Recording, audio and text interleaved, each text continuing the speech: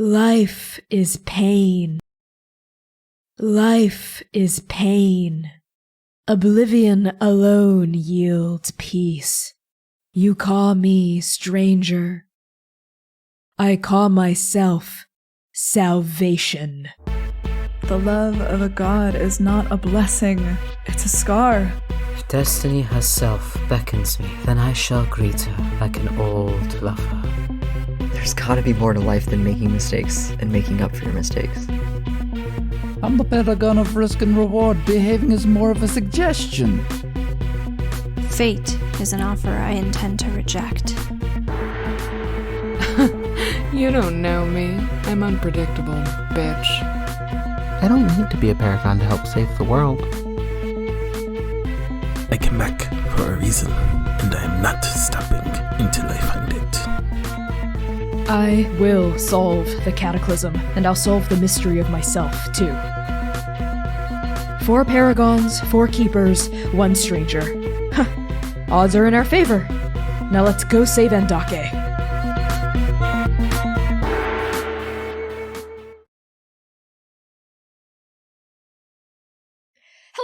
Hello, everybody, and welcome to Arc 6, Episode 6. That's lucky. Of The Second Stranger, which is the main D&D campaign for Transplanar RPG. Hello, I am your game master and creative director, producer, the showrunner person, Connie. My pronouns are they, he, and she. You can find me on TikTok, Itch, Ko-Fi, and Twitter at ByConnieChang. That's ByConniechang. I'm going to pass along introductions up and over to Dare. Hi, I'm Dare, your resident problem child who's never done a thing wrong in her life. Pronouns she, they, fey. I play gentle, they, them, our lovely little monk who's never done a thing wrong, but actually. You can catch me on all parts of the internet at Dare to Dream RPG, D-A-R-E, the number 2, D-R-E-A-M, RPG, and I'm going to throw it down to Erica. Hi everybody, I'm Erica, she, her pronouns, and I play V. I'm trying real hard not to do anything wrong anymore, not sure so. And you can find me everywhere that I exist on the internet at Erica Newgirl. You should come check me out here on Twitch. I've been playing a lot of retro games and having a blast doing that, so come, we'll have some fun. I will pass it on to Humna. Yes, thank you, Erica. Hello, everyone. My name is Humna, and I use any and all pronouns, and I am a TTRPG performer. Here I play John trying his best. God, I think that's the best way to put it. They are trying their best. Don't look at me like that. If you like what I do and you want to see more of it, you should follow me on Twitter at @shahid_, where I talk about all of the different projects that I'm a part of. And I will throw it up to Austin. Hey, what's up? It's me, Austin. My pronouns are he, they, is she, whichever you like to use. I play a Bhikkhu Ishtar who just likes to sit down once in a while. You can find me on Twitter at SalesCutAustin, at Sailor SCT Austin. I'm on some other places as that. No guarantee where, but try and find me. I'm a creature of the night. You're proud to announce that this episode of The Second Stranger is sponsored by Dimitri Opines and Explain Trade, negotiation skills training consultancy believing in the power of D&D and transplant potential to grow, tell great stories, and lift our community up. Explain Trade trains negotiators for governments, big companies, NGOs, and offers e-learning courses for individuals looking to get a better deal from their boss. Check them out at explaintrade.com. And next, I will thank our Patreon Paragons, those who have donated on our Patreon. You can support the show that way, and these are those folks that have given to the highest tier: Osra, Brookbright, Bradley, Charles, Chalakras, Cora Eckert, Hat, Lex Slater, Marvelous, Mitzi, Moonflower Tea, Purple Mouse, Risa, Rue, Scruffusus, and Target. Thank you so much. And now my favorite part. Dare, can you explain to Grandma Erica what's going on? You know, as a person who was Baylor here last time, I absolutely will do my best. Last time on The Second Stranger, the Moroz Party meets, or re-meets, Naja Katri, one of the Copper Stewards, who tells them that her wife, Tamba, is missing. She insists that Tamba has been taken by the Chromium Order and asks the party to find her and bring her home safely. They agree and set off to find the Chromium Order's headquarters in the far north. On the way, they try to contact Dr. Aluso and the other party, but they can't get through for who knows why, probably innocent reasons, you know. You just miss a call. Together, they form a plan to infiltrate the Order, but are suddenly attacked by a rage-afflicted emissary. Drawn and Bhikkhu are able to soothe the creature, who reveals that it was trapped by the researchers at the URL some years ago. and has been afflicted with mother's blood ever since, so everything's great. Finally, the party nears the headquarters of the Chromium Order, where the future is uncertain. Use !recap in chat for a full recap, because I needed that too. All right, and now for the title of today's episode. So just as a reminder, the title of our episodes come from lines of poetry written by marginalized creators of all stripes, and today's episode is entitled Little Prayer from the poem Little Prayer by Danez Smith, and the full verse reads as follows. Let ruin end here. Let him find honey where there was once a slaughter. Let him enter the lion's cage and find a field of lilacs. Let this be the healing, and if not, let it be. Thank you, everyone, for these new expedited announcements. How exciting! And without further ado, let's get right into our session. Content warnings for this episode and our show may include fantasy violence, body horror, gore, monsters and monstrosity, death of loved ones, apocalypse, trauma and grief, familial struggles, open water, heights, depictions of war, complex and complicated relationships, flirting and romance, and references to sexual entanglements. Use !CW in chat at any time for a full list of our content warnings, and !safety for a full list of the cast's lines and veils to know exactly what kind of content you're getting into. And with that out of the way, let's begin.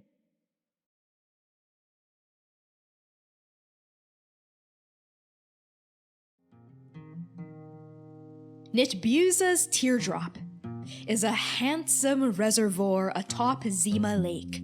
A frigid aperture of water, a quarter-mile long, a quarter-mile wide, and innumerable fathoms deep.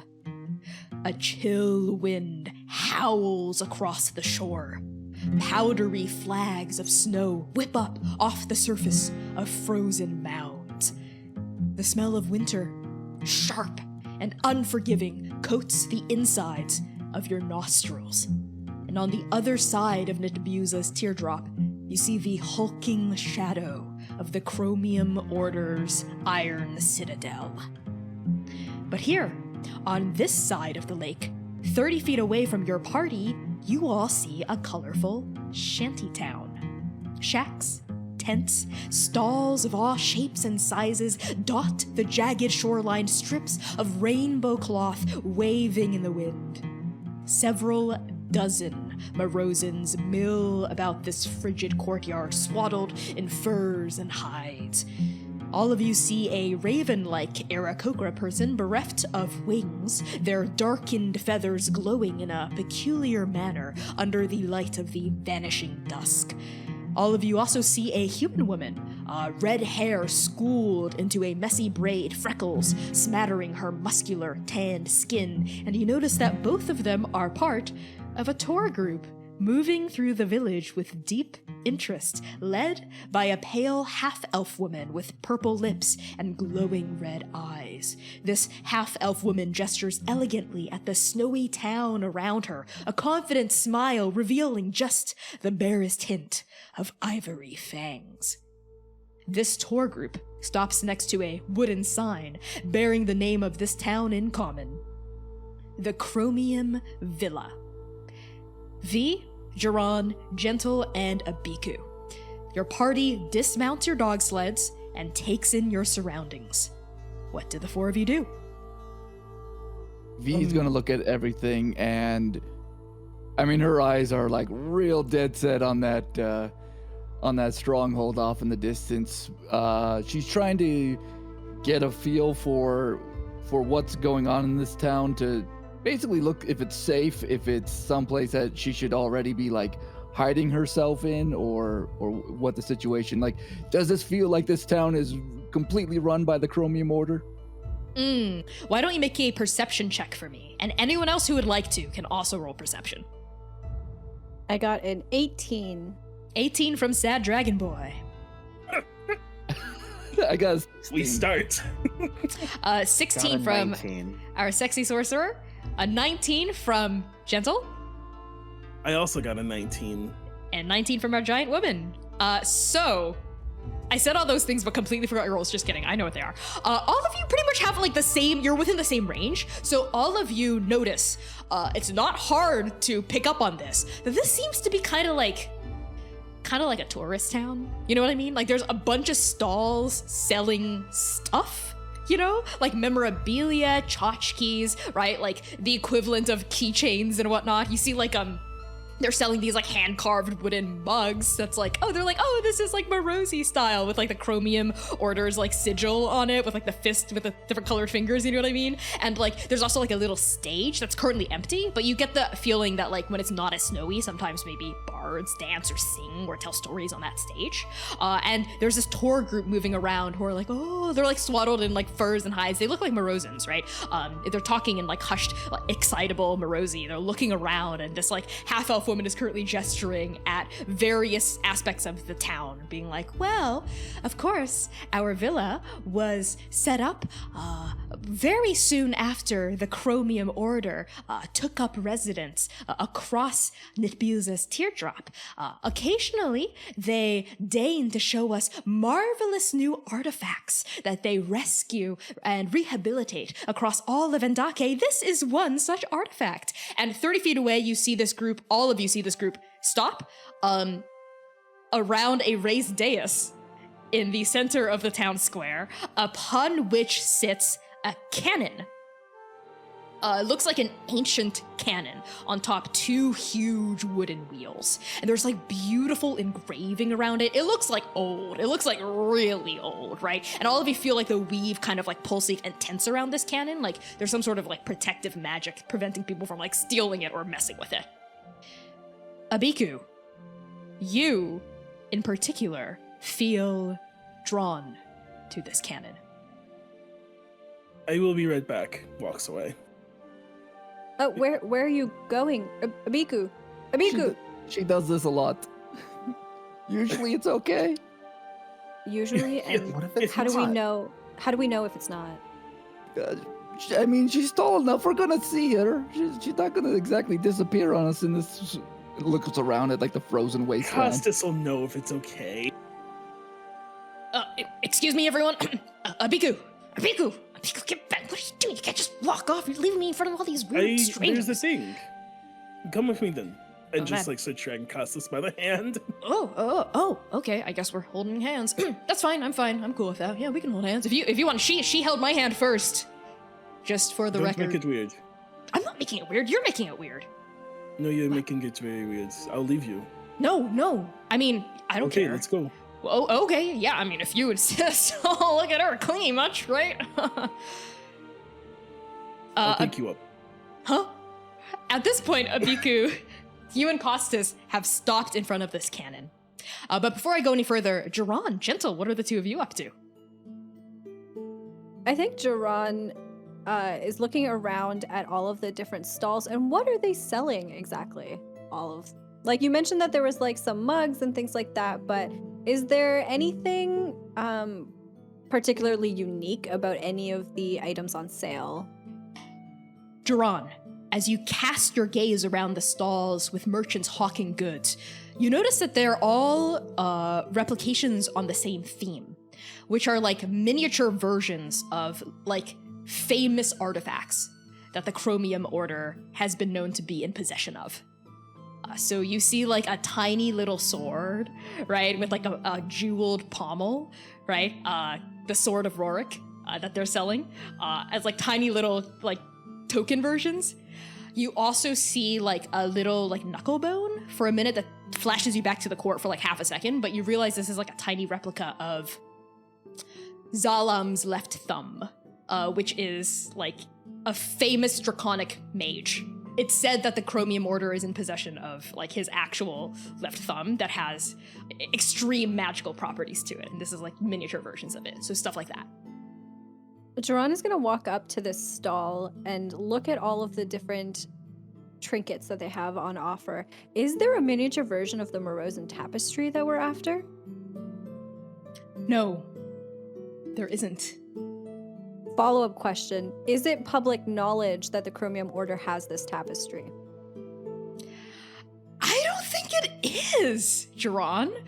Your talk with Elder Puhaku made you, like, I think you became under the impression that there are some artifacts that they, like, brag about having and some that they, keep real hush-hush. In that case, as Jiran is kind of looking at these trinkets, he'll, like, pick up the sword, let's say, and just kind of, like, wield it around for a bit and ask the merchant, can you tell me a little bit more about these artifacts? What exactly are they? Certainly. And I think a very svelte Goliath person sort of leans their elbow on the counter. They, like, cup their chin underneath, like, they rest their chin underneath, like, several tattooed fingers. They flick their dark brown eyes up and down at you. What would you like to know? Jiran, seeing the energy of this Goliath person, is going to lean in as well. I would like to know how the Chromium Order acquires all of these artifacts. Seeing as you have so many of them here, you must know a lot about them, don't you? Powerful adventurers work for the Order. They are sent out in parties, I think that's what they like to be called, and they bring back riches, treasures from forgotten dungeons, excavated ruins. Oh. And how do you come to be in possession of... And Jiran takes, like, the sword and kind of just, like, flicks it between his fingers a little bit. These. Do you have any connection with the Order? Do you work for them?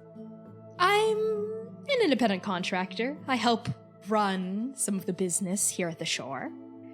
Oh, an independent contractor. Well, I'm gonna insight check that. Gentle, are you, like, next to Jiran? This is happening. Roll insight. Don't lean into the Wu Ming vibes. Roll insight.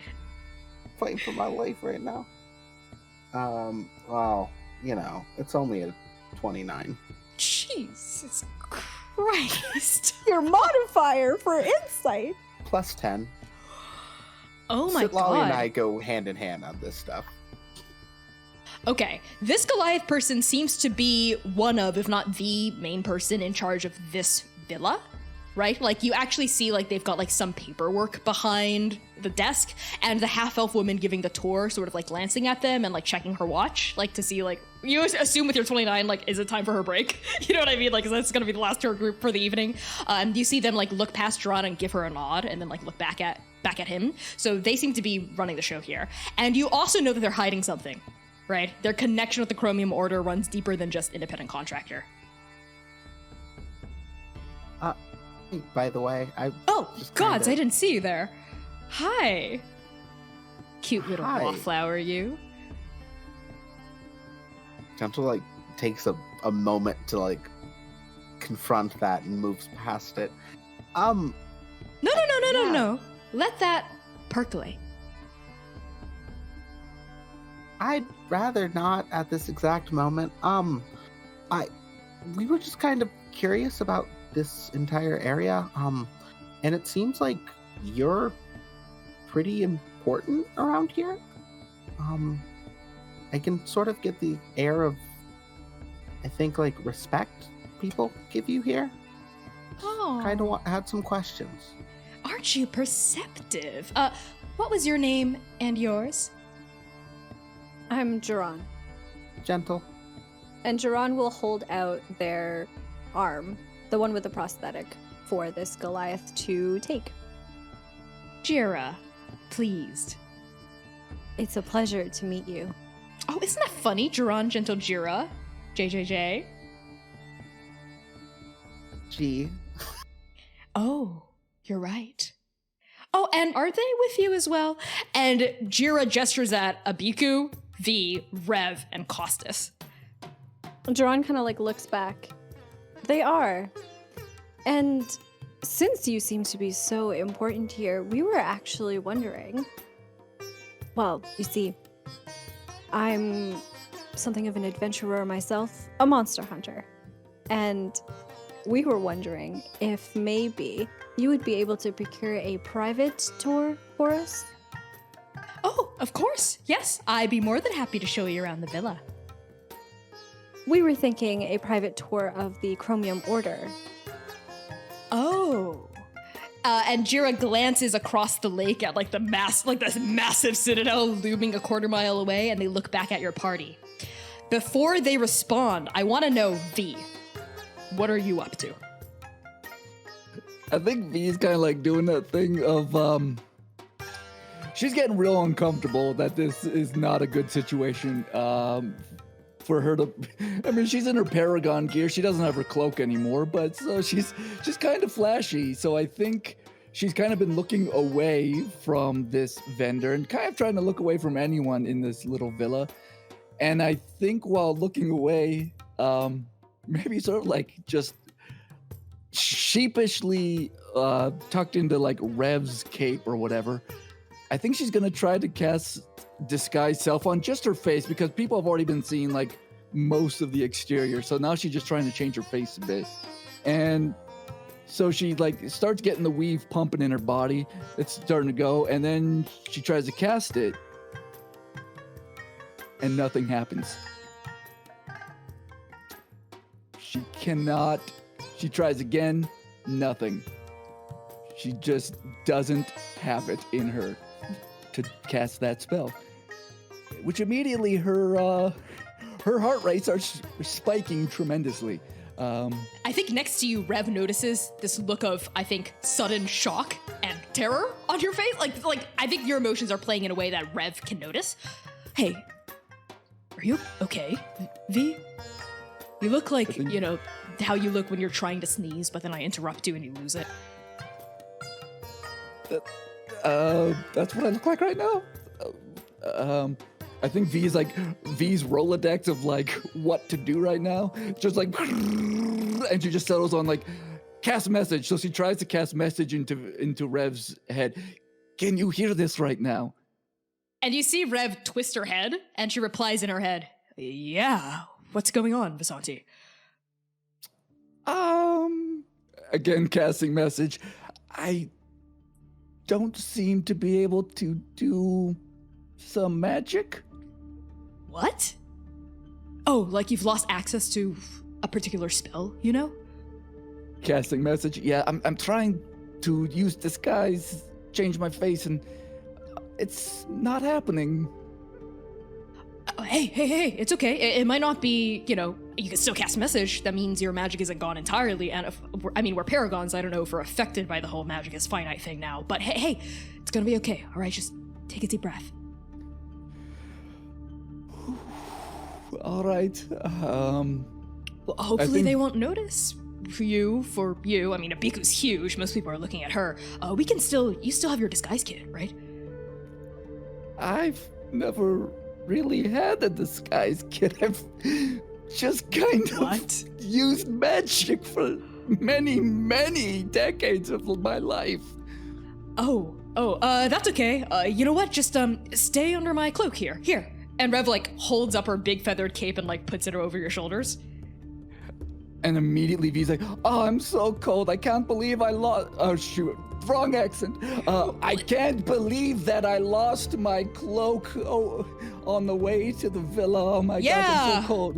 It's okay, my love. Stay under my cloak and hide your face because of how hideous you are.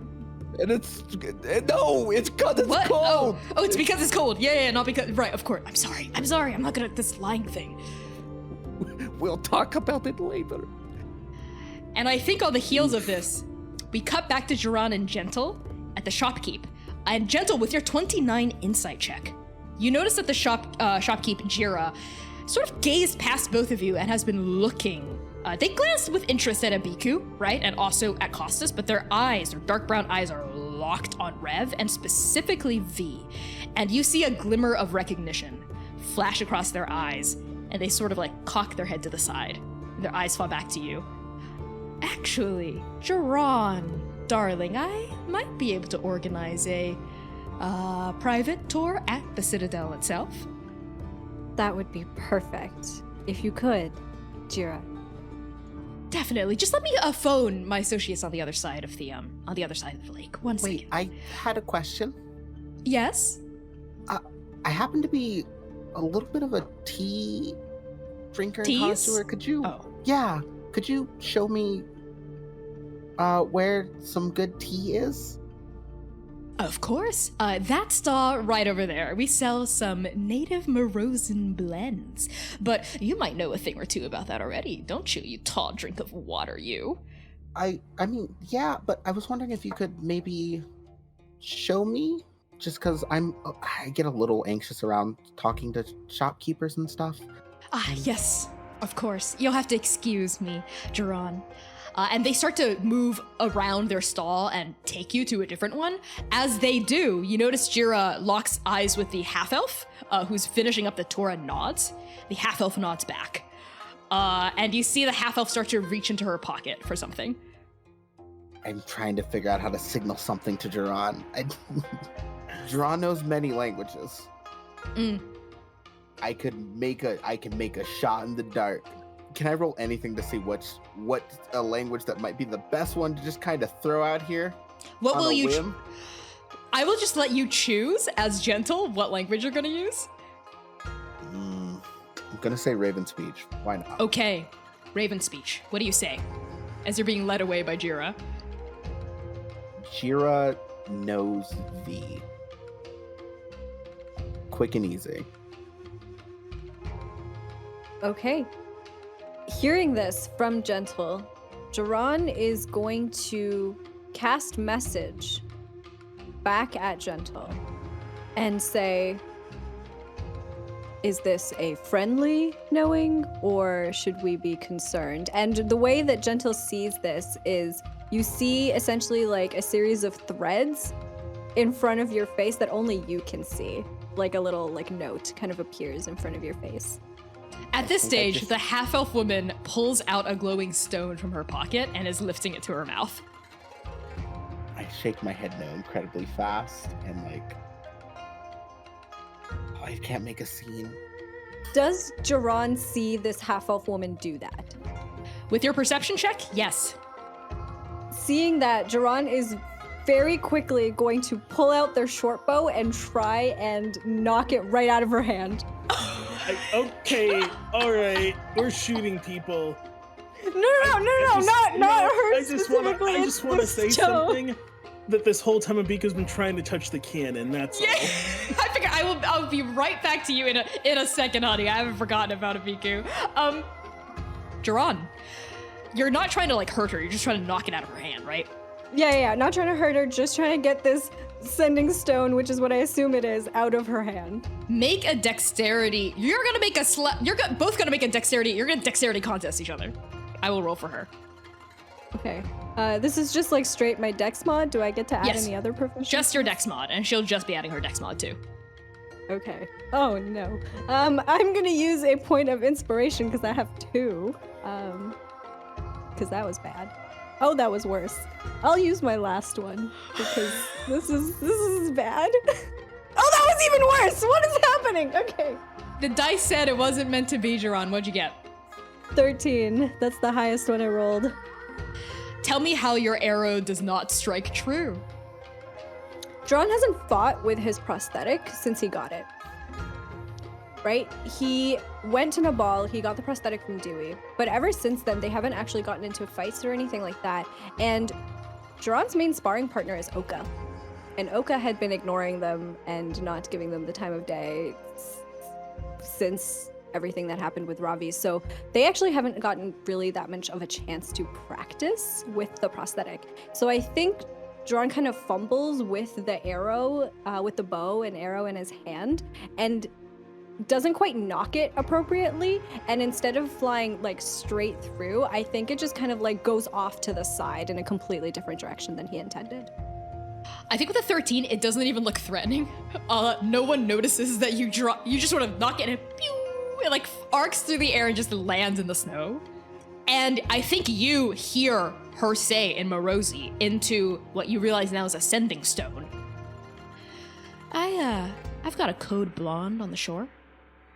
And lower the rock. And at this point, we cut over to Abiku. Abiku, today is your lucky day. Distracted as she is by the code blonde, this half-elf leader of the tour doesn't notice you approach the cannon. You bring your fingers forward, like mesmerized by like the brassy long length of this cannon, like the huge wooden wheels, the inscriptions written in a language that you think you can read. And as your fingers go forward to it, they touch something that feels like an invisible glass case around it, right? They just sort of thunk against it. But your eyes are like pulled toward that inscription, and you suddenly realize you're able to read what's along the side of this metal. It's a name. The name of the person who owns or operates or, that this cannon belongs to. Captain Lua. And boom! Abiku, there is a burst of light. The smell of gunpowder. Heat and cold whipping against your skin like twin snakes, and your eyes blur, and when they refocus, you're in a battlefield. People are running, screaming, dueling, swords thrusting, arrows flying, magic exploding like bombshells all around you. And Captain Law stands next to you. Your friend, this tiefling person with long black horns painted white, clouds moving through the ivory ink. They're wearing padded cloth armor dyed dark blue and stained with ivory as well. You recognize it with a familiar jolt. This is Cloud Kingdom armor. Armor from your home, Abiku. Captain Law is surrounded by 3 or 4 other titans, all milling around a cannon, mounted on wheels, the exact same cannon you were looking at before. Where were you before? Doesn't matter now. These people, they're an artillery crew. That's right, artillery. The word comes back to you now. And Captain Lua and their crew, you're part of it, you realize with a jolt, turn and start to aim the cannon at the sky, and you look up instinctually and realize that the sky is swarming with mages in full draconic form. You see all kinds of bodies, serpentine ones with no wings, saurian, lizard-like ones with 1 or 2 or 4, amphibious ones with webbed feet and gills and fins, mages with crimson scales, mages with thick, tufted fur, mages with colorful feathers or pelts or rough, shark-like skin. Draconic mages of every order, breathing fire and frost and lightning and wind onto the gigantic titans on the ground. Soldiers from other kingdoms, your allies, most still titan-sized, some in full gigantic form, are swiping and slashing and firing up at the draconic mages in the sky. You see a gigantic form mage with flames for hair, brandishing a whip of fire. You see another gigantic mage on the other side of the battlefield with stony gray skin swinging a glowing club. And you also see a gigantic mage with clouds sifting through her skin, playing a rousing war song on a flute. And you watch in the sky as a trio, 3 draconic mages descends upon the fiery gigantic mage, swarming. One gets like pummels against their face, another bam gets their leg, and a third gets their arm. And this gigantic mage stumbles backward, their foot the size of a hill, flattening the ground around them as they try to gather their balance. And then there's a noise. A noise like an explosion in reverse, as the gigantic fire mage shrinks immediately back down onto their normal 10-foot tall titan size. And the draconic mages that were on their body now suddenly look a lot bigger than they were. They begin to dive down toward their wounded, stunned quarry, and that's when you hear Captain Lua's voice. Fire! And the muzzle of the cannon explodes with light, and a cannonball, translucent and glassy with mist or fog or clouds swirling inside it, launches straight out of the barrel, and it smashes bullseye into that trio of draconic titans descending upon this gigantic mage, and the ball explodes, the trio scatters, and mist sprays everywhere. and you see 2 of the 3 draconic mages veer off, fleeing, minorly injured but mostly okay, but the 3rd is a titan with silver antlers and lavender scales. She hurtles limply through the air. That cannonball struck her the hardest, and the magic unravels around her draconic form as she also reverts to being a titan, shrinking down, down, down, down, down, until she's probably no taller than 10 feet or so, but she's like 100 or 200 feet off from you. And as this draconic mage hurtles down, like she's gonna hit the ground in a thicket of trees a couple 100 feet away from the battlefield, you also see a second, smaller form branch off of the mage that's been hit and also fall down toward the trees, but in a different part of the forest. And at this point, Abiku, Captain Law is like in your face. Lieutenant Ishtar! That draconic titan, track them down. We can't let them channel any more magic from the weave and remount an attack. Come on, Scout. Yes. But this is not called Moroz right now, yes? What are you... Abiku, there's no time to babble. You have to go. Oh, okay. If you could tell me what this place used to be called as I start moving. I think like the furor of the battlefield swallows up your words, like another boom, boom, boom of cannons going off, right? Draconic mages and gigantic mages pelting into each other. You see your comrades, soldiers wielding tools, huge scimitars, battle axes, right? Clubs, slings, bows, arrows, right? Ballistae and catapults, while like draconic mages swirl around and rain magic and fire and frost down from the air. Do you head toward the forest? Yeah. Make me a survival check to get through the battlefield unscathed. Sure. And then Biku dies in her own flashback. I do be doing that. I disrupt the timeline. 14 plus 9 is a number that's over 20, I think. 23. 23, that is sufficient. Tell me what it looks like as you like weave and duck and move through this battlefield toward the wood. I do some really dope shit. There's like a gigantic titans falling, and I slide under their body, and then I think like a draconic titan like they do they skirt the ground like they're going down, but they and I hop over them. There's like the scene where there's a bunch of explosions, and I'm just running through them. I think there's a few times I hopscotch over cannons, because everyone's running towards it, right? And I was told to go track that person down, so I'm running away until I eventually hit the tree line. I really like that, yeah. The chaos and the fury and the confusion and the blood and the violence of the battlefield is left behind you as soon as you break through that first line of trees. It's like the woods form like a sound barrier against the insanity happening behind you, and boom, everything's muffled, right? Like you're running through water or something. You see dappled light coming down, filtering through the branches, the chirping of birds nearby, the buzzing of insects, right? And you run and you run and you run toward where you're pretty sure you saw that draconic mage land. And I think you eventually break through a thicket of thorny vines to find a small clearing where you don't see a titan, but you do see a drake. A young obsidian drake.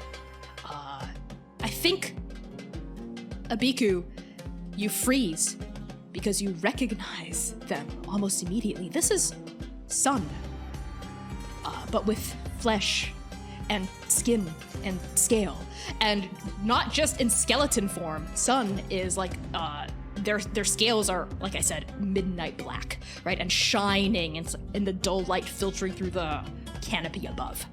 They are groaning a little and trying to get up onto their front paws.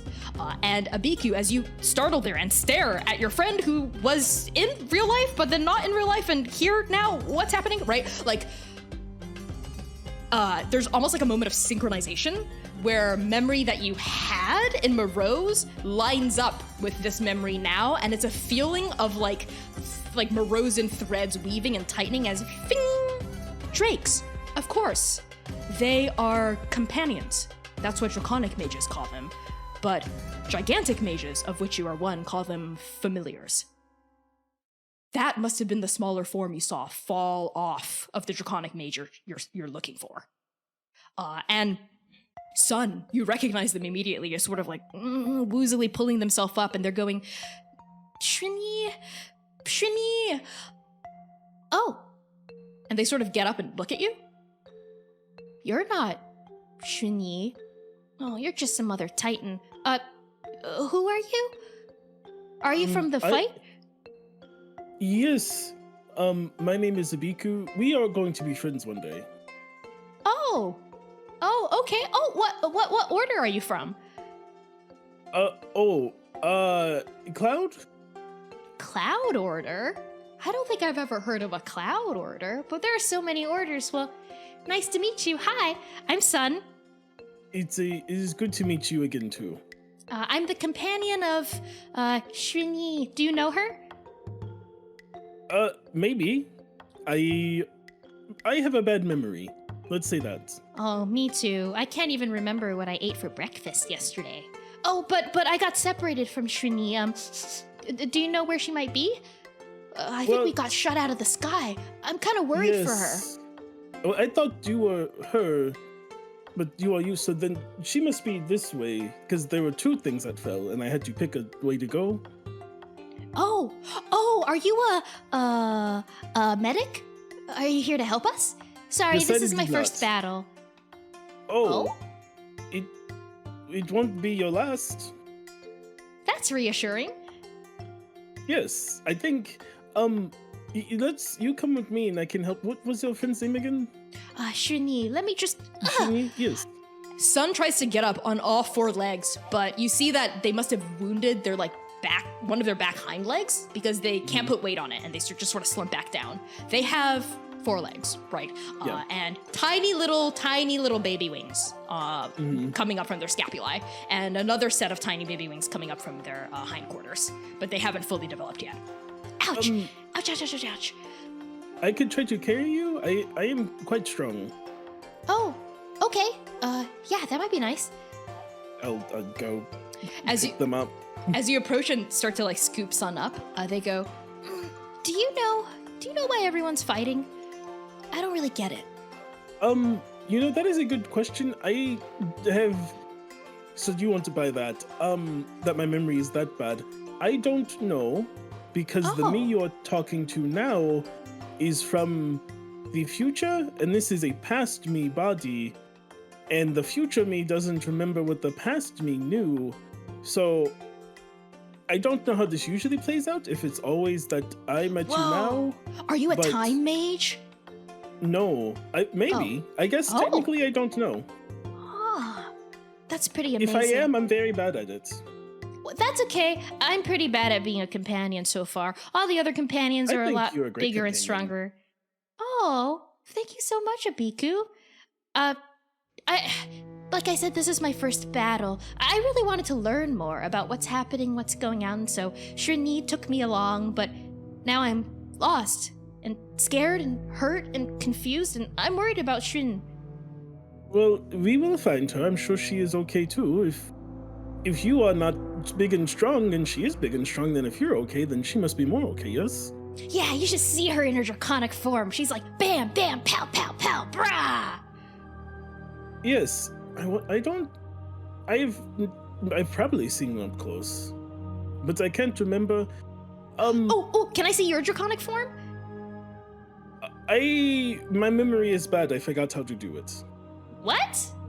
You haven't practiced it a lot yet, have you?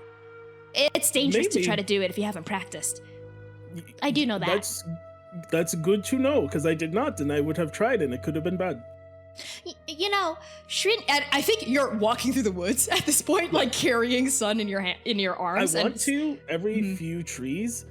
Abiku is going to mark them with an A to see if this she's like, this is real, right? She's gonna look for these. It feels real. You're crunching through the underbrush and you're marking these trees and you're carrying Sun and you can feel Sun's weight. It feels really real. Yeah. Sun just sort of keeps on talking. Seems to be really, this version of Sun is even somehow more innocent. And naive than even the version that you have, right? And Sun's sort of going on and on saying, well, Shrini says that gigantic mages refine their magic, you know, instead of letting it flow like she does. They have to make weapons and tools to help channel the weave instead of just listening to it, which I don't really get why you would like make something instead of just use it, but I don't know. I'm just here. Is that why mages don't like each other? Because you do magic differently? That would be silly, but I have learned a lot of silly things in my time. Yeah, that is pretty silly. What's that? Can you? Oh. And Sun is indicating the bow strapped to your back. Oh, that is my bow. Your bow? Why do you... Yes. Why do you need a bow? It helps me hunt and to keep people like you safe in the future where I'm from. I need you to make me a charisma check. Just flat charisma? Yes, because you're not lying. I got news for you. I got a 0 in charisma. That's a 16. Sun looks up at you with that like unreadable little like lizard-like face, and then Sun just goes, "Can you put me down, please?" Yes, sure. I was going to ask you a favor. When you meet me again, can you let me know if you remember this happening? Because I've been trying to figure out if these are dreams or if these are real. I am not exactly what you're saying, but I'm starting to get anxious, and I'm starting to get a little scared because I'm starting to think you're not a draconic mage, and you might be a gigantic mage, and that would be really bad for me. Why would that be bad? I'm helping you. Because, well, you're helping me now, but for what reason? And Shrini says don't trust gigantic mages, they just want to hurt us, and that cannonball did hurt us pretty bad, and I'm really worried about Shrin, and please can you just put me down? Yes, if that's what you want, but your foot is hurt. You could let me tend to your foot at least, and then you can look for yourself. And Abiku, what is your armor class? Something norm 15.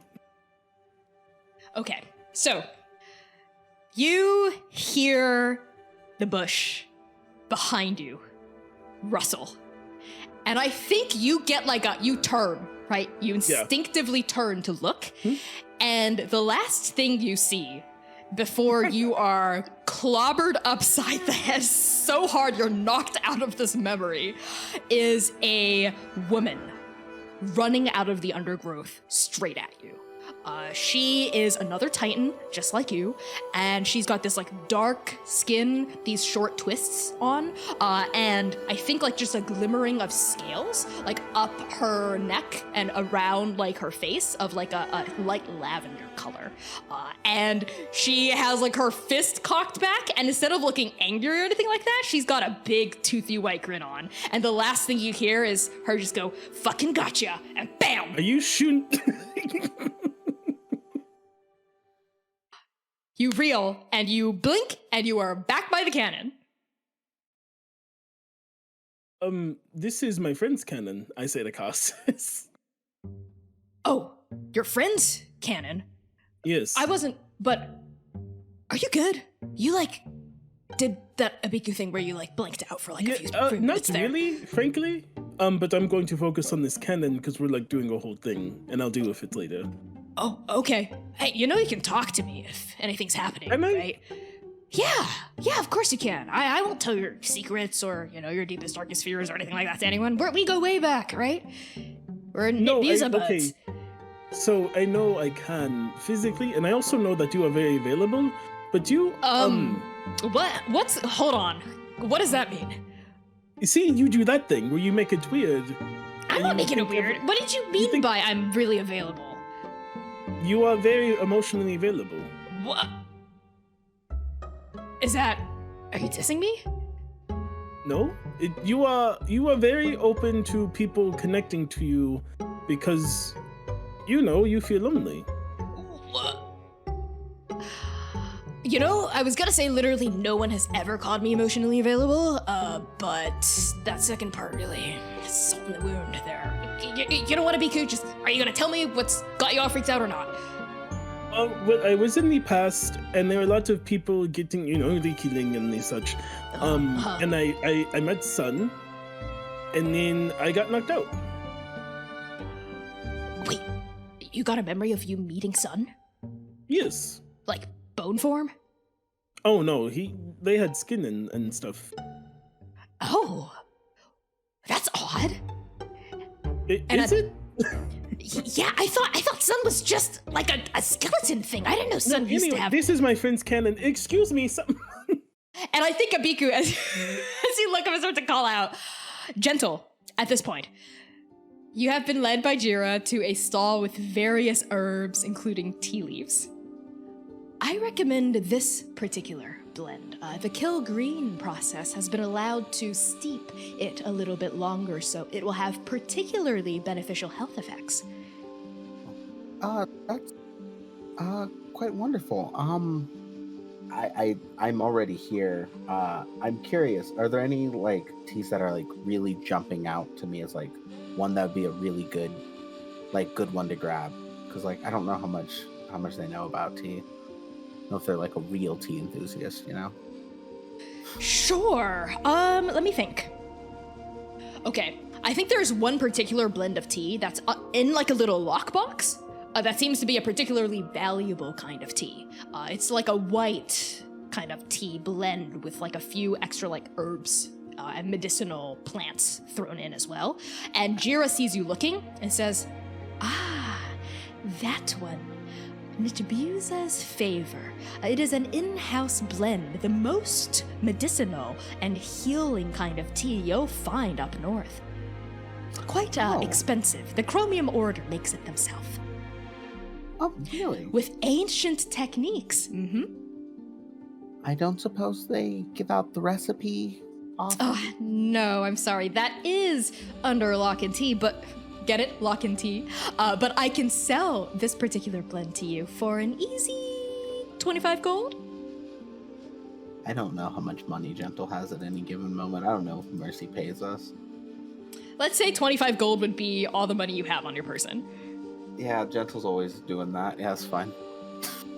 You hand over 25 gold pieces? For good tea. You, Gentle, actually, before we get into the tea business, I just wanted to reiterate and say again, it really is no problem for us to give your group a very special welcome tour of the Citadel. No skin off my back. Is there any reason why we would be special? Feels unfair to everyone else. Oh, come on now, Gentle. You and I both know, right? You have the Paragon of Scott and Nectis with you.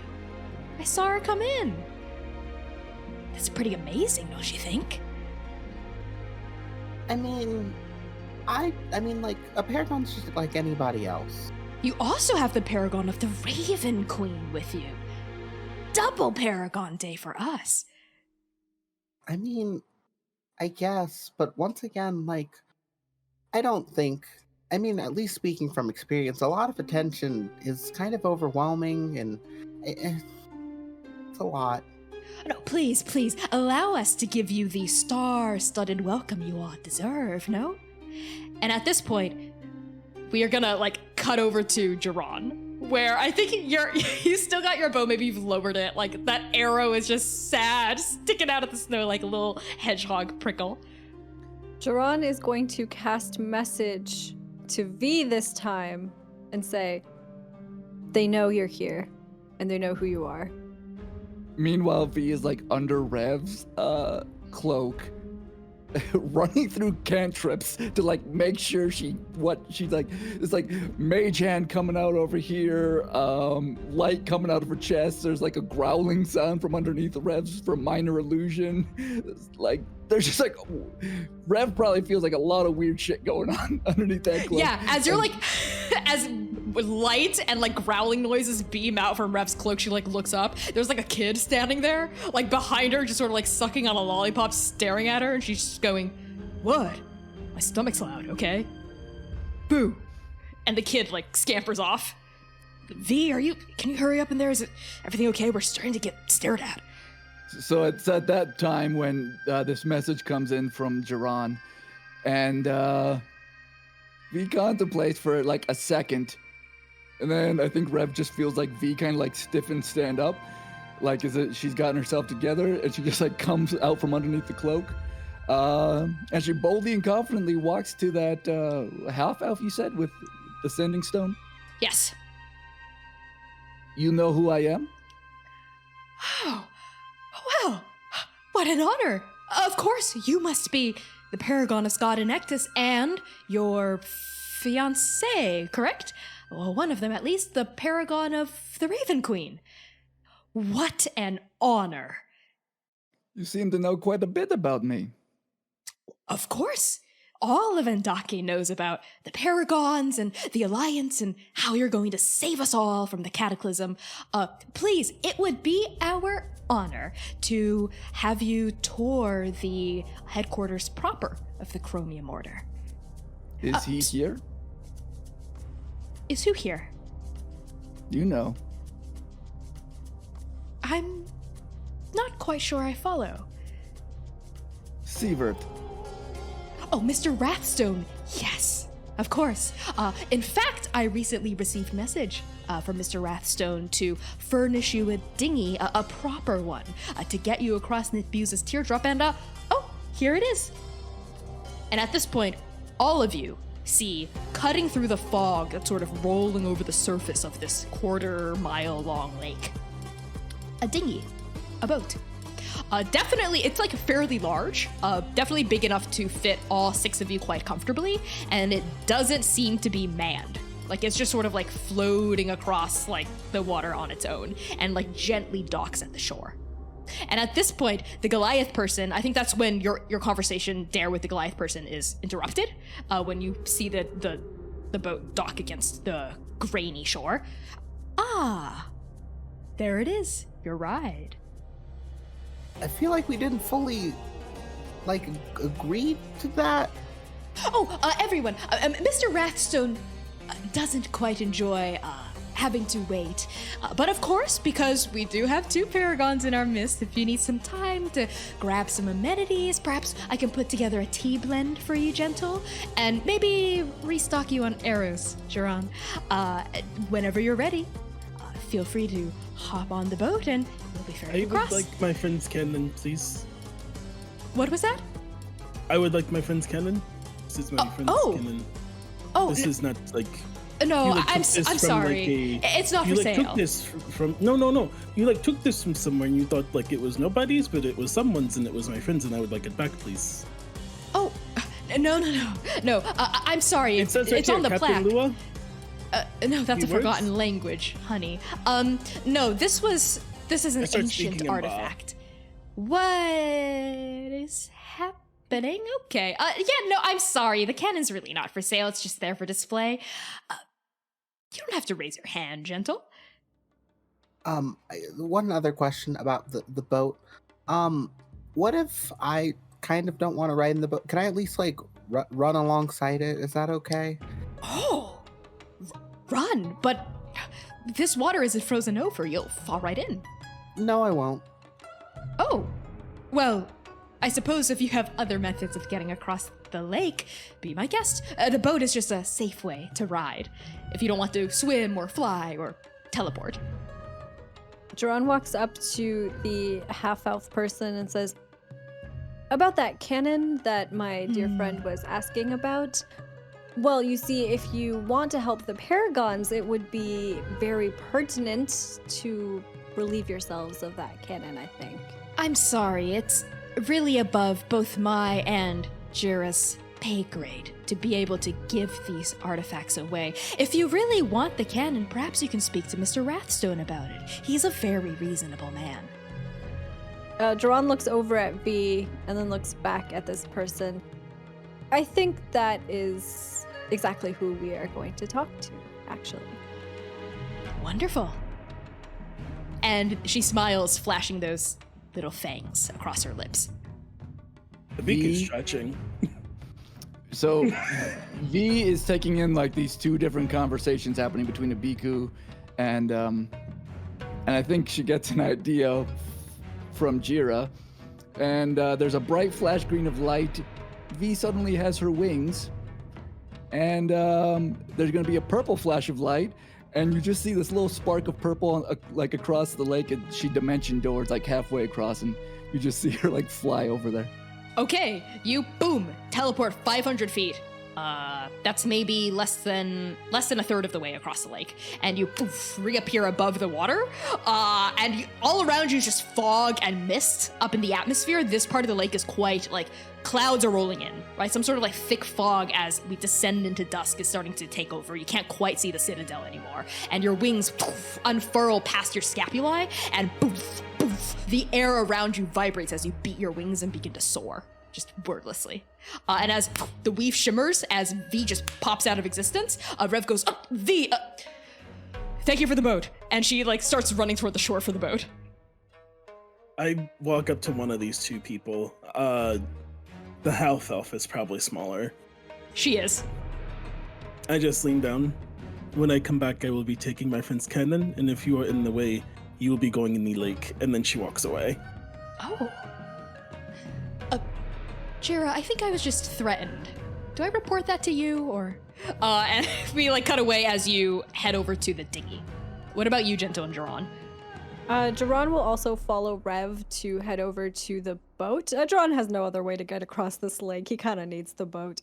But as they do so, they are just going to, I think in Raven speech, since that seemed to work out, mutter to Gentle, so much for being stealthy. What's the new plan?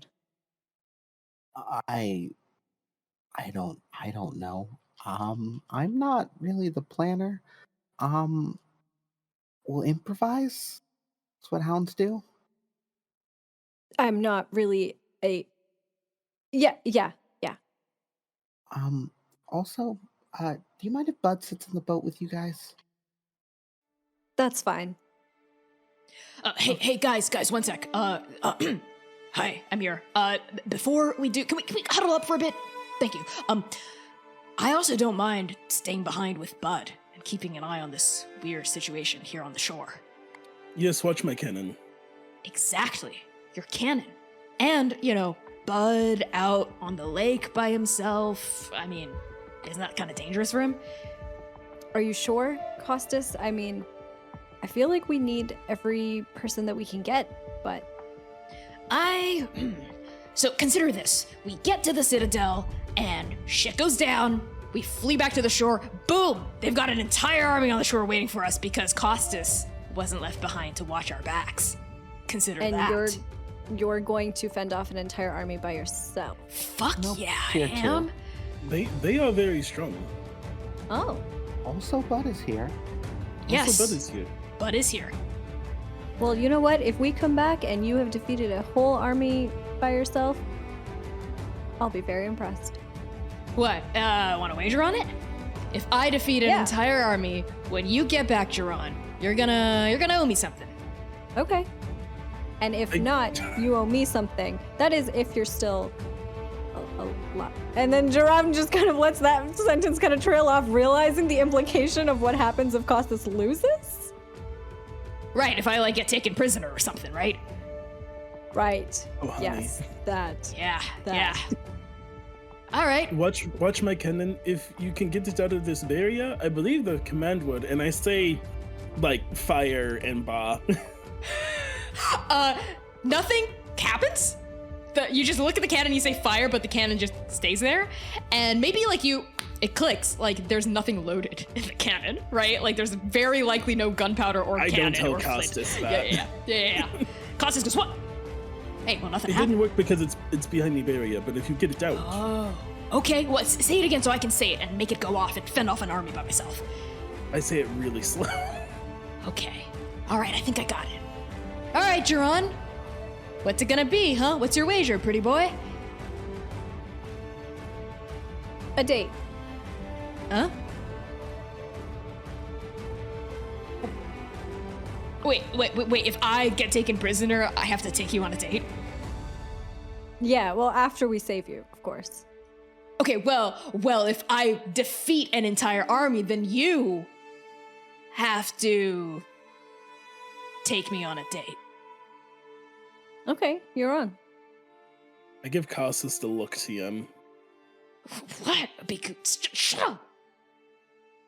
Listen, Voska's never gonna get over Atalanta anyway, okay? So let me have this. Okay, it is your life. Who am I to speak? Gentle has something to say.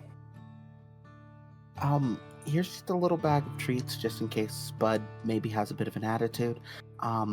He's going through a rough patch. Emotionally, he's a little fighty, but if you remind him that I am still making nice dinners, that should help deal with any extra sass he gives.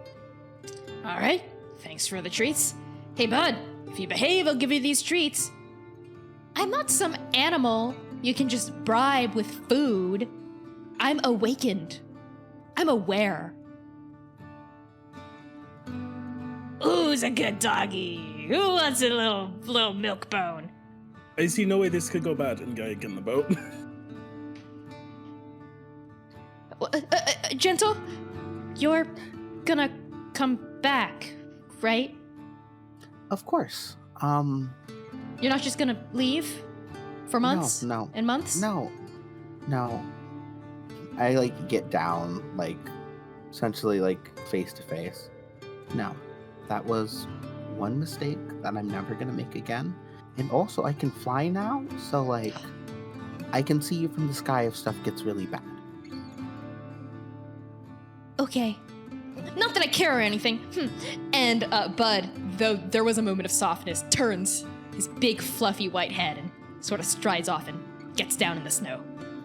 All right, I will guard this villa with my life until the rest of you get back here. And I will contact you all through the bowl, the scrying bowl, if anything happens, okay? Do we have another one of those for you to do that?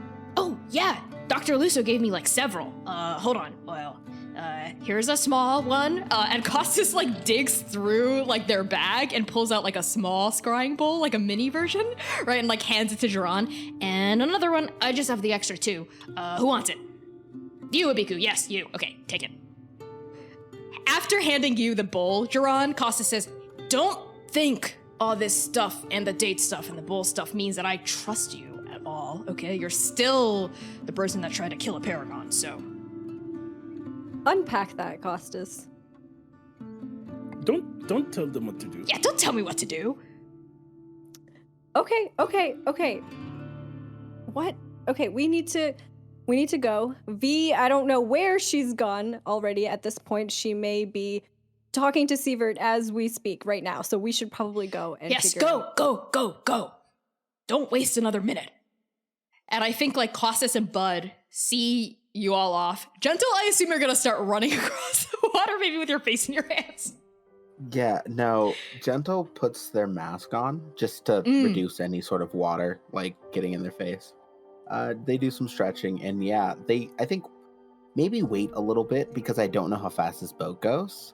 And they don't just want to accidentally either run too slow or too fast.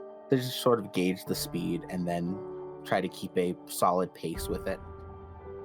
So Abiku and Jiran and Rev, the three of you, get in this fairly large dinghy, and it pushes off against the shore by itself, animated by magic, and begins to glide across the mirror-smooth surface of the water.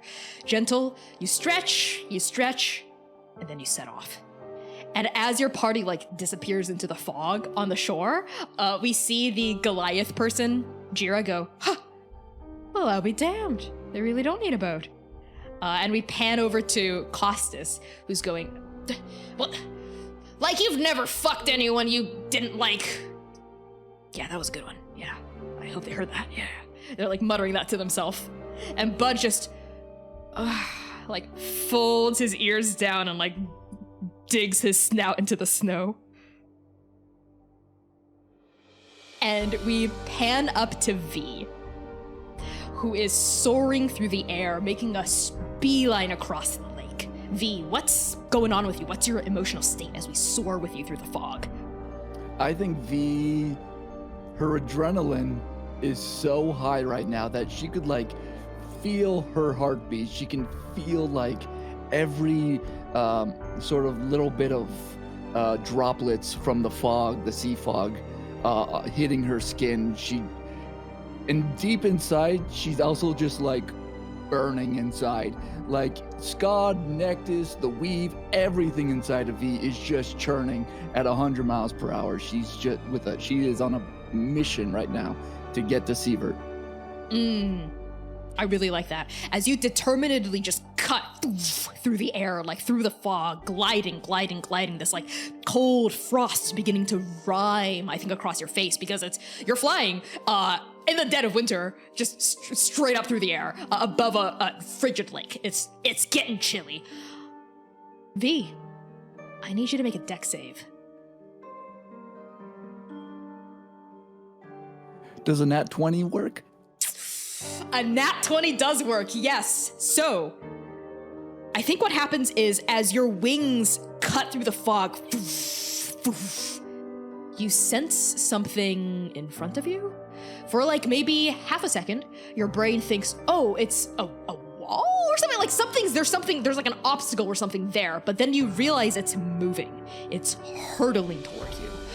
And the last possible second, the fog parts, it thins, and you see hurtling through the rapidly encroaching darkness is a cannonball. It's hurtling straight at you. It is a glassy, like translucent cannonball, and inside is like swirling with mist and fog and cloud, and it's just like it's like 5 feet in front of your face by the time you see it. How do you dodge out of the way?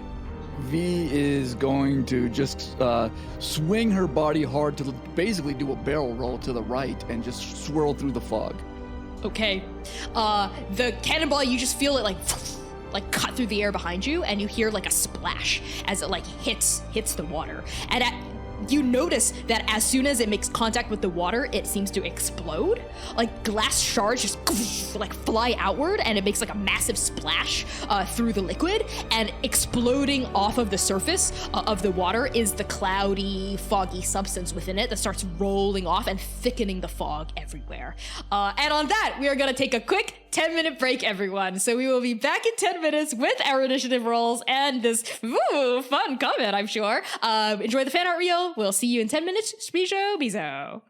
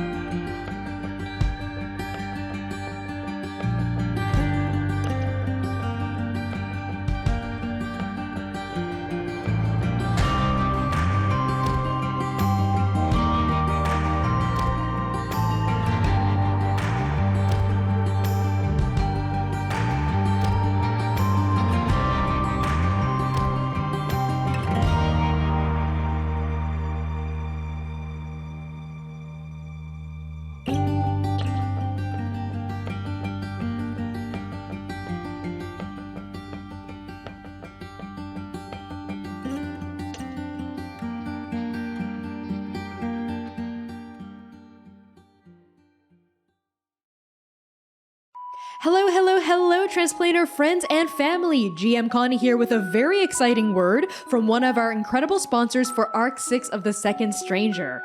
Roll is an alternative to complex virtual tabletops, instead serving as a people-first online play and creation platform for TTRPGs and all sorts of social narrative play.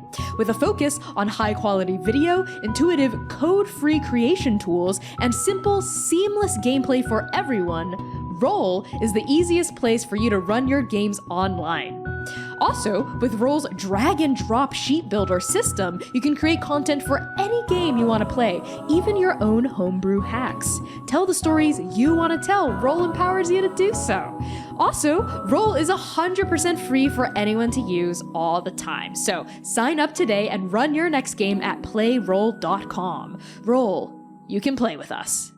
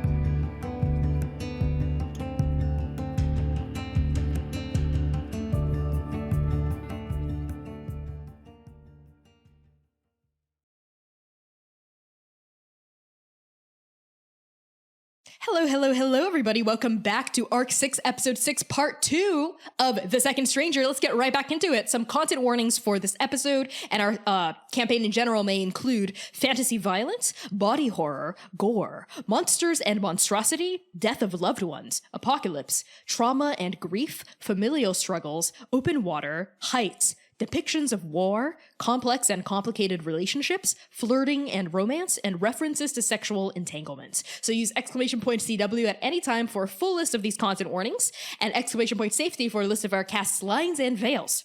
And with that out of the way, let's hop right back into the session.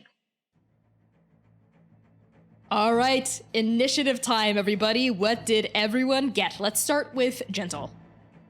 13. Cool, let's go to Abiku. 14. Let's do Jiron. Dirty 20. And V? 9. All right. Top of the round, Jiron.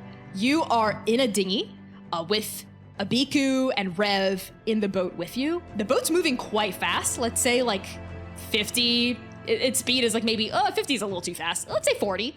It's just sort of like gliding over the surface of the water while Gentle's like hoofing it like next to you, looking very cool as they're running on water.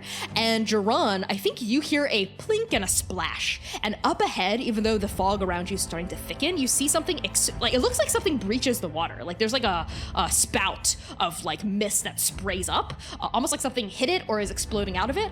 And then like the fog around you just thickens even more. But you get the sense that something bad is afoot. What do you do? How far away is this V? How far away is V? You can't see her in the mist. And the thing that fell into the water, that's also like super far away? That was maybe 50 feet in front of you. In that case, I assume that like we're still rowing like closer to shore, right? The opposite end. Yes, you can still see the shoreline with the Chromium Villa like starting to get swallowed up by the fog behind you. As we get closer to wherever this object like fell into the water, Jiran is gonna try and see if he can see the object like down in the water. And if so, they're going to jump off of the boat and try and grab it. Like swim down and grab it. Okay, make me a perception check first. Okay. Dirty 20. You see shards of glass, like someone dropped like a glass orb or something and shattered it everywhere and then threw the shards into the lake. You see like various shards just floating through the water like flotsam and jetsam. Jiran is gonna try and grab as many of those shards as possible and like bring it back to the boat, and he is going to cast Identify on the shards to try and figure out what exactly this is and if there is a way to essentially like stop it from doing whatever it's intended to do, because clearly this is being used to attack me in some way.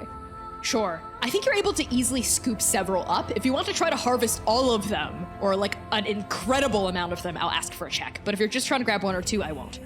No, I think just enough to be able to identify this object. So as many pieces as is necessary for that. You're able to just harvest enough, I think, without a check. You scoop a couple up, careful not to cut yourself, like on the hard edges of this glass, and you sit back, like on the boat, and you cast Identify. What does that look like? I think for Jiran, the way that Identify works is that out of his prosthetic arm, a small piece of the lotus flower that is blooming from his elbow, one of the petals, he detaches it from the arm and he places it, runs it kind of along these shards. And for anyone who is attuned to the weave, you would be able to sort of like feel the weave kind of like tighten and undulate like around this petal. As he's trying to figure out like what exactly are the magical properties of these shards. Okay, Identify takes 1 minute to cast, correct? Okay, so no, it is yes, casting time is 1 minute. It is instantaneous as a spell. Okay, so I think I will let you try to hurry, expedite the rate of Identify with a check, but if you roll under the target number in my head, there will be consequences to trying to figure out the magic. Okay, make a Arcana check. Okay.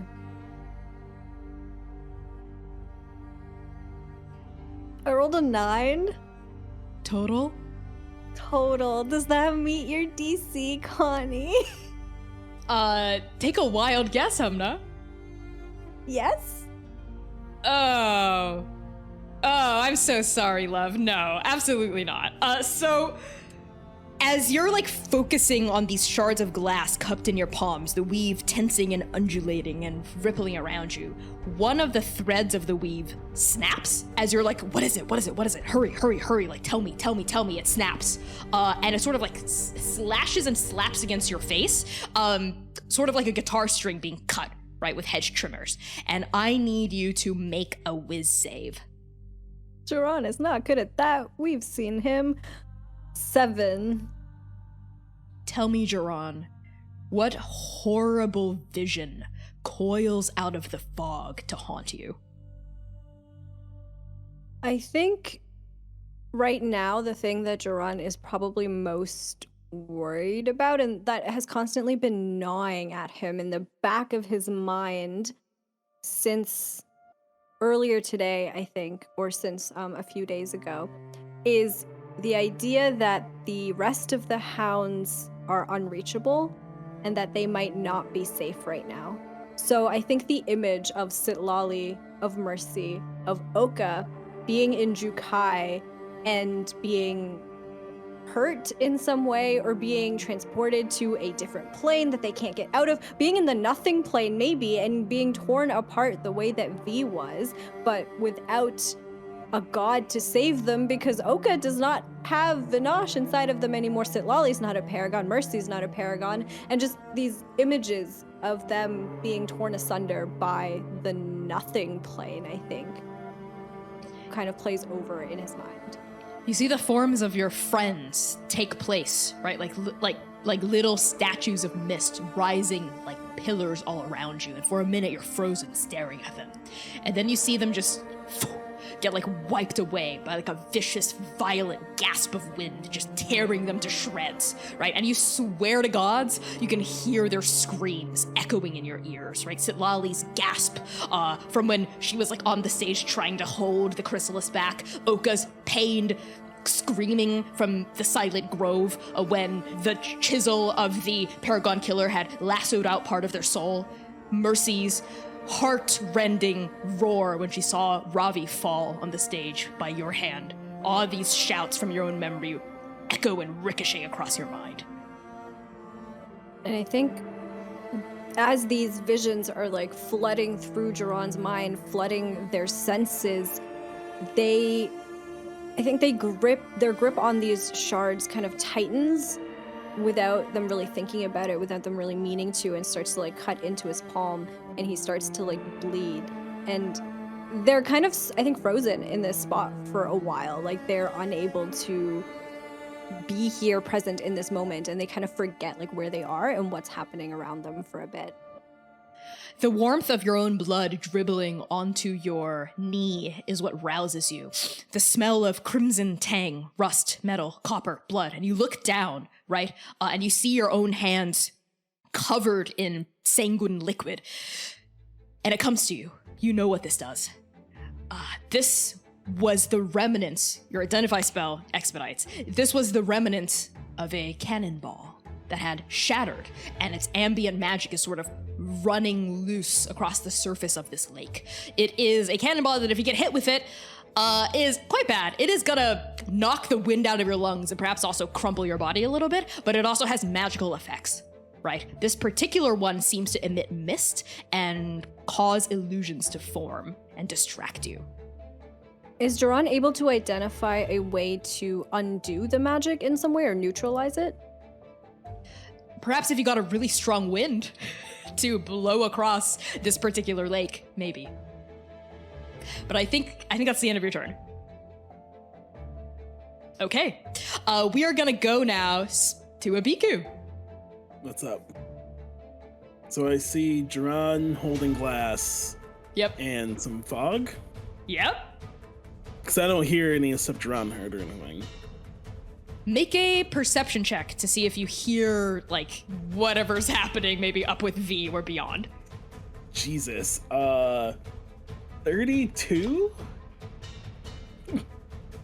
What? 18 plus 14? Yeah, 32. Spot on. 32. You hear... I hear God. You hear my voice narrating what's happening. You hear V's wings beating through the air, like a couple dozen feet above you, right? Like in front of you as well, just soaring and cutting through it. You also hear the water like lapping up against the sides of the boat. You hear like the chitter chatter. You hear Costas' voice, like at this point several dozen feet behind you, talking to Bud in the corner. And it's almost like your spidey senses get turned on, right? Like certain specific snatches of audio input like flicker in and out of your perception.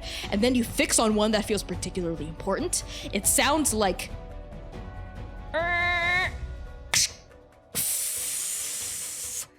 All right, aim, fire, boom, in the distance. And the voice that said, all right, aim, fire, is familiar to you. Oh, yeah. You can identify it with your high perception check. It belongs to a particular white dragonborn who had pointed you in the direction of the Black Star. I think Abiku just like gets up, moves past the people in the boat, takes out her bow. I'm gonna try and shoot on sound alone. That is so badass. I cannot understate how badass that is. Make an attack roll. Normal. Usually I'd ask for disadvantage at this distance and with these conditions, but because of your high perception check, that gets rid of the disadvantage. Go for it. Oh man. How's a natural 20 for 29? What the I think Abiku just 20s? walks up and you see her close her eyes and just... Holy fuck! Your and as arrow! I let it fly, I will bonus action turn it into a lightning arrow. Okay, with a nat 20, you can either take full damage and roll again, or roll double dice and get a narrative advantage.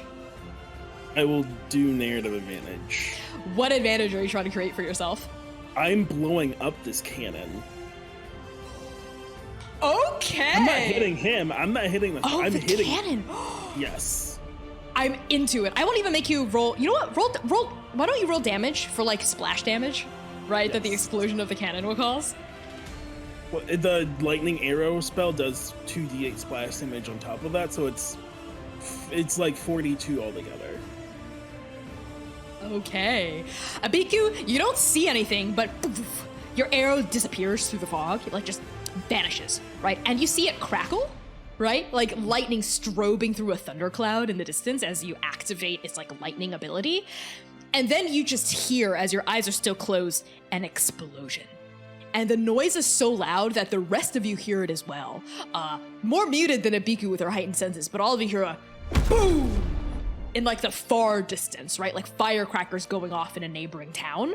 And Abiku, you hear shouting and screaming, right? And, like, you hear what you think are bodies, like, hitting sand or dirt or grit or something, right? I put my bow down, and I just look back to the boat. Well, hopefully they only had the one. That should slow them down. And I sit back down. Ooh, okay. At the end of your turn, Abiku, you hear another noise. I'm gonna keep your high-ass perception roll because I think it's hilarious that you can hear all this, but you can't see it. You hear another noise.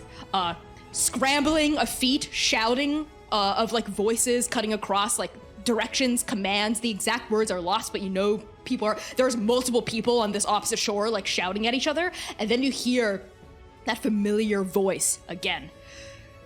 Forget it. We have two other ones. Load that one. Aim. Fire. And you hear, like, the groaning of wood. And let's see. Gentle. I need you to make a dex save. Oh no, a monk making a dex save with... Oh wait, is that... sorry, that's 22. Okay, do you have evasion? Also I have evasion. All Yeah, right. Okay, so what happens is, hurtling through the mist, you see another cannonball, like some sort of, like, thick spherical object, like, flying through the air at you. And as soon as it, like, cuts through the fog, you see what it is in its totality. It's like a massive chunk of ice, right? It's like an icy cannonball, just like pure, like a side of an iceberg. Question. Go ahead. I have several things. One of those being deflect missile, another one being cold resistance as a Triton. I want to catch this football and throw it the fuck back. Okay, usually that's for ranged attack rolls, not saving throws, but I will allow it because I think it's cool. Just give me an acrobatics check. All right. If any time to fail, it would be this moment. Let me not invoke this. 21. Tell me how you catch this massive hunk of ice and then just sort of, like, shot put or, like, swing it, like, back around. I think the plan was for me, I was going to fly up anyway to get above the sort of mist layer. So I think it's one of those things of Gentle was flying up, kind of sees it, and their reaction speed is very, very fast. and it's just like, okay, let's just try to redirect it back the other way. Very volleyball, just kicking it just backwards, the same direction. You kick it. Make a range. Jesus, what even would this be? Yeah, like a ranged attack roll with strength or dex. I'll let you choose. Okay. We're in Calvin Ball, and I love it. So that would be, okay, so 24. That is sufficient. Roll 2d10 for me. That is 12. Okay, now roll 3d6. Oh no. All right, that is 11. Okay. You punt this ice cannonball like back through the mist, and it just hurtles, and you don't hear anything else as they're up in the air. But Abiku, you hear like another like smashing noise and another like minor, not an explosion this time, but just like wood and steel cracking and groaning and shattering. And you hear this familiar guttural kind of like masculine voice just shout out, "No, how the fuck are they doing that? Never mind, the last one." And Gentle, it's your turn.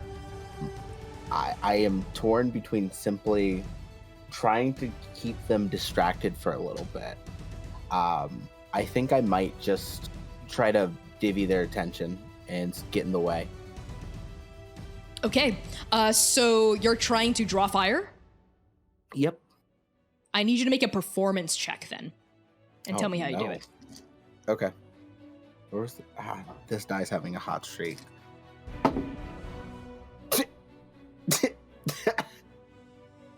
That was a what? And that one? Yeah, it was. You were saying this die's having a hot streak, and this die was like, let me humble you real fast. Let me humble you real fast. Okay. That's great. Okay. Gentle, tell me, instead of drawing their attention like you want, how do you fumble, falter, or lose control? I think legitimately, Gentle, their leg probably hurts really bad from that. And I think they just sort of, like, they know that, like, I can fall and hit the water and I can swim and I will be fine. But I think currently all they can focus on is, like, that hurt the hell out of their foot, and they are just sort of crashing into the water, and they will recoup later. I like that. Yeah, you try to like fly up and keep like your flight going and like try to draw attention, but oh god, oh your leg hurts, fuck, and you like fall back down and you're like, all right, that's fine. I'll lay low for now. So I need you to take 1 level of exhaustion as you feel your leg just like brimming and thrumming with pain, and you're like, oh, part of it is like, that's probably fractured, but that's okay. You could probably heal yourself at some point. Okay. Absolutely can. Ow. I'm fine. Is that the end of your turn, Gentle? Yes.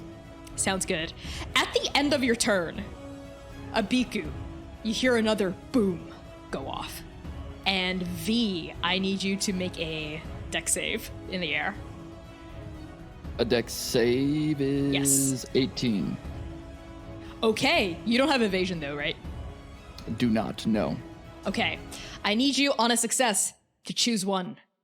You're either gonna take some damage, catch on fire, or answer a tough question.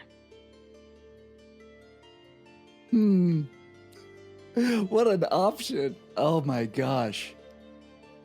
I'm curious about the tough question. I knew, I had a feeling that if I gave those, like, y'all were gonna go with that one. As you're soaring through the air, you hear like a distant boom vibrate through the air because you're getting closer to the distant shore now. You can hear it even though your perception check wasn't like a 34 or whatever the fuck Abiku got. And everything's getting darker, right? Dusk is quickly approaching. So the starless sky is starting to turn dark, and there's very little light remaining, I think, in the atmosphere, except for this pinpoint of light. Down, down, down by like the distant shore. You think maybe, is that a torch that they're lighting? But it starts to get bigger and bigger. And for maybe like a crystal clear kind of like wild, unhinged half second, you're like, Galtanger? Like a sun is ballooning big and big and big, and then you realize what it is. It's a fireball. hurtling through the fog and the mist straight at you. And I need you to answer. What precious object of yours is burned to ashes and lost forever? Wow. What about my diadem of truth that I got back in Arc 3? Is that precious enough to be? I'm gonna push your buttons a bit. That just sounds valuable. Sure, I'll give it to you. It's a magic item, but is it precious? I could go with Rev's raven feather that she gave me. Okay. Okay. How about like an irreplaceable raven feather, like a white one? Like usually she's like decked out in like black feathers, but this is a very, very special and rare one that she gave you as like a symbol of your love for each other, right? And it's maybe like stitched onto a part of your body, your hair, or something. Like where is it as this fireball hurtles toward you? Actually, V keeps it like in her shirt, like over her heart the whole time. Okay, so as these flames lick right past you, you don't take any damage, but tell me what it looks like as this necklace of feather, maybe it like flies out of your collar, right? Like in front of you in the air as you swivel out of the way, and the fire burns it, right? As you're twisting. Yeah, I think almost V is almost reactionary beginning, because I was planning on doing this anyway, beginning to cast Investiture of Flame, which her body then starts to get protected from flame, but this item, because it's not like her, just whoosh, like the heat just envelops V, and this feather just whoosh goes up in flames. She can feel it right next to her heart. She can, and it like hurts, but it's so fast of a flash that it doesn't really like, you know, it's not like a serious burn, but definitely like hurts. She can feel it burn away. All my wisdom goes away from that too. Oh, right. It was like one of those precious items you got. Ooh, okay, yeah, I'm into it. Great, that works. Ooh. So on that, V, it's your turn. So as V was dodging that thing, like I said before, she began to cast Investiture of Flame. So with just this bright, let's go with the purple flash. There's green and purple flames licking her body all over. She becomes basically almost looks like a rocket just flying through the air. And like now, because of the heat coming off of her body, like 5 feet in any direction of her, I think the fog is like, the fire would burn off any fog in any 5 feet in any direction. And I'm just gonna say mechanically, I'm going to take 12 sorcery points to give me 2 level 4 spell slots, and I'm going to use the remaining 2 sorcery points to use Quicken Spell, so I get to cast a spell as a bonus action. I'm going to cast another Dimension Door to head towards where these cannons are coming from. Okay. You warp out of existence, the weave just twanging in your wake, and poof. Are you trying to reappear like on the shoreline, like below you, or above? I would assume, V would assume that these cannons are probably coming from some elevated place in the Citadel, like a balcony or something. That would be my guess if I was. So yeah, she's kind of taking an angle upwards. Interesting. Okay, so V, 500 feet up and straight forward, poof, you reappear, and you see underneath you the shoreline. Maybe only like 50 or 100 feet away from you at this point. And you also see the entire breadth and height of the Black Citadel that the Chromium Order calls its headquarters. You see like a massive wall of darkened iron just clawing up toward the sky in an ambitious furor. You see these various like Jukan-style pagodas, like massively terraced, beautiful woodwork resting atop frozen icy pillars, and like a massive, I think like almost mountain of frozen waves licking up, I think, at the base of the Citadel. But at the bottom of some of these waves, on the shoreline, on the opposite side, you see 2 smoking, crumpled heaps of what used to be cannons. They are indeed on ground level on the shore, and 1 still active cannon that no fewer than 4 or 5 Chromium Order goons are sort of like currently like manning and trying to turn and like stuffing. Like one of them is like swabbing the bore and like stuffing something down it. And you also see standing next to the cannon, overseeing all of this, a familiar white dragonborn man, Sievert Wrathstone. Pale skin, scales rhyming up his body. He's got this very nicely cut 3-piece suit on, and he looks like really mad. There's intense focused rage on his face as you see several of the people who are manning the now defunct cannons are sort of whimpering and nursing their wounds from the explosion of their cannons being launched back at them, right? And he's just sort of barking at them. But as soon as you appear in the sky 50 feet above him, he snaps his icy blue gaze up and locks eyes with you, his whiskers sort of bristling in the wind. V. There you are. Sievert. And I think with whatever movement I have left, you said I'm 50 feet away, so I can't get to him in one foul swoop, but I'll start to descend down towards him and say, enough with this, Sievert. Stop firing. Stop firing. Stop firing. Never over my dead body. Looks like we're gonna do this dance one more time, but tonight, friend, this dance is over. You should have never come here, V. This is my home, my lair. You're not getting out of here alive. I'll burn it down just like the last place and the place before that. Well, our first fight in Dabathati ended in a draw. Our second fight in Nabal also ended in a draw. This time, I'm gonna go 1-0. And he is going to throw out, I think, his claw, and you see rippling into existence, you feel the weave sort of tighten and ravel around his claw, is like an ice spear, just rhyming and appearing in his hand. Is that the end of your turn? That is. Okay. What is your armor class? Mine? 17. Okay, that was a 23, so that does hit. You are going to take... You're gonna have to do the math, because I don't want to do it on my end. 9 points of piercing damage, and 17 points of cold damage.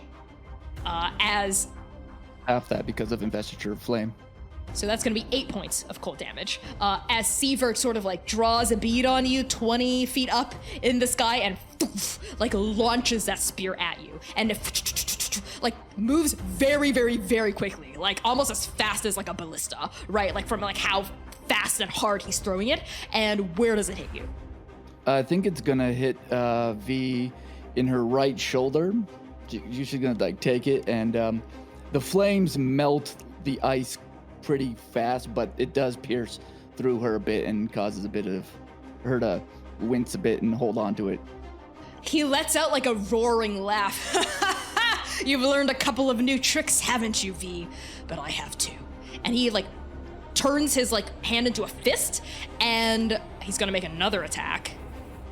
That is a 28. As the ice spear that went through you comes back, bam, I think punches you through another part of your shoulder for 10 points of piercing damage and 13 points of cold damage. So that's gonna be 6 points of cold. Poof, and he catches it, right, back on the shore. So where does this second impalation occur? I think when it goes through and comes back around, let's go with, it sort of hits her on her outer right thigh. Okay, sounds good. Yeah, now you're sort of bleeding, on fire, your wings are out, right? As he catches the ice spear and his eye, piercing blue eyes narrow.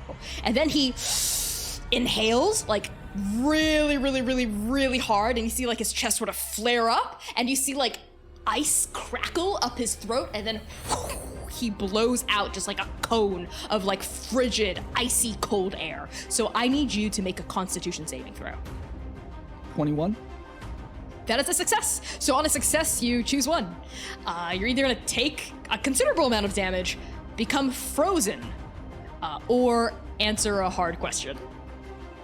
I legit feel like the frozen would be little difficult since I'm literally on fire. So I guess I'm gonna take another tough question. Okay. So V, as like he breathes out at you, but like it just sort of like it's like there's a moment where we see it from the profile view, like you coming down at him, like wrapped in flame, and him blowing cold air up at you, like melting against you, like in slow-mo as you're punching down. I need you to answer. What ugly truth about yourself do you see mirrored in Sievert? Oh my gosh. Ugly truth is every person that when they used to be together, they've robbed, hurt, and I'm thinking of, you know, in particular, some rare artifact in some village that was being helsed by an elder, perhaps an elder that maybe Via's met, and having to, you know, maybe attack this elder and knock them out so that they could grab what they were trying to get for. And then realizing that it's not even there, so it was like a waste of time. You see your own mistakes and your own flaws, like your own selfishness and greed that you are trying to leave in the past, reflected here in Sievert, right? Mm-hmm. Okay, but I think you burst through this breath unharmed, right? And now you're like almost within like clawing and spitting distance of each other.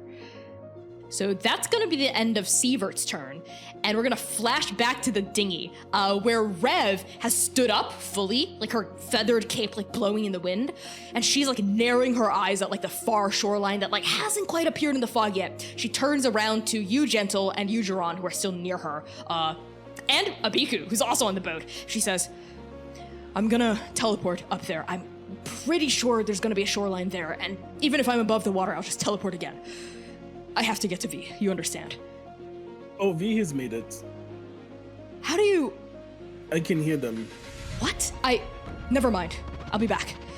Okay. Catch up with me fast.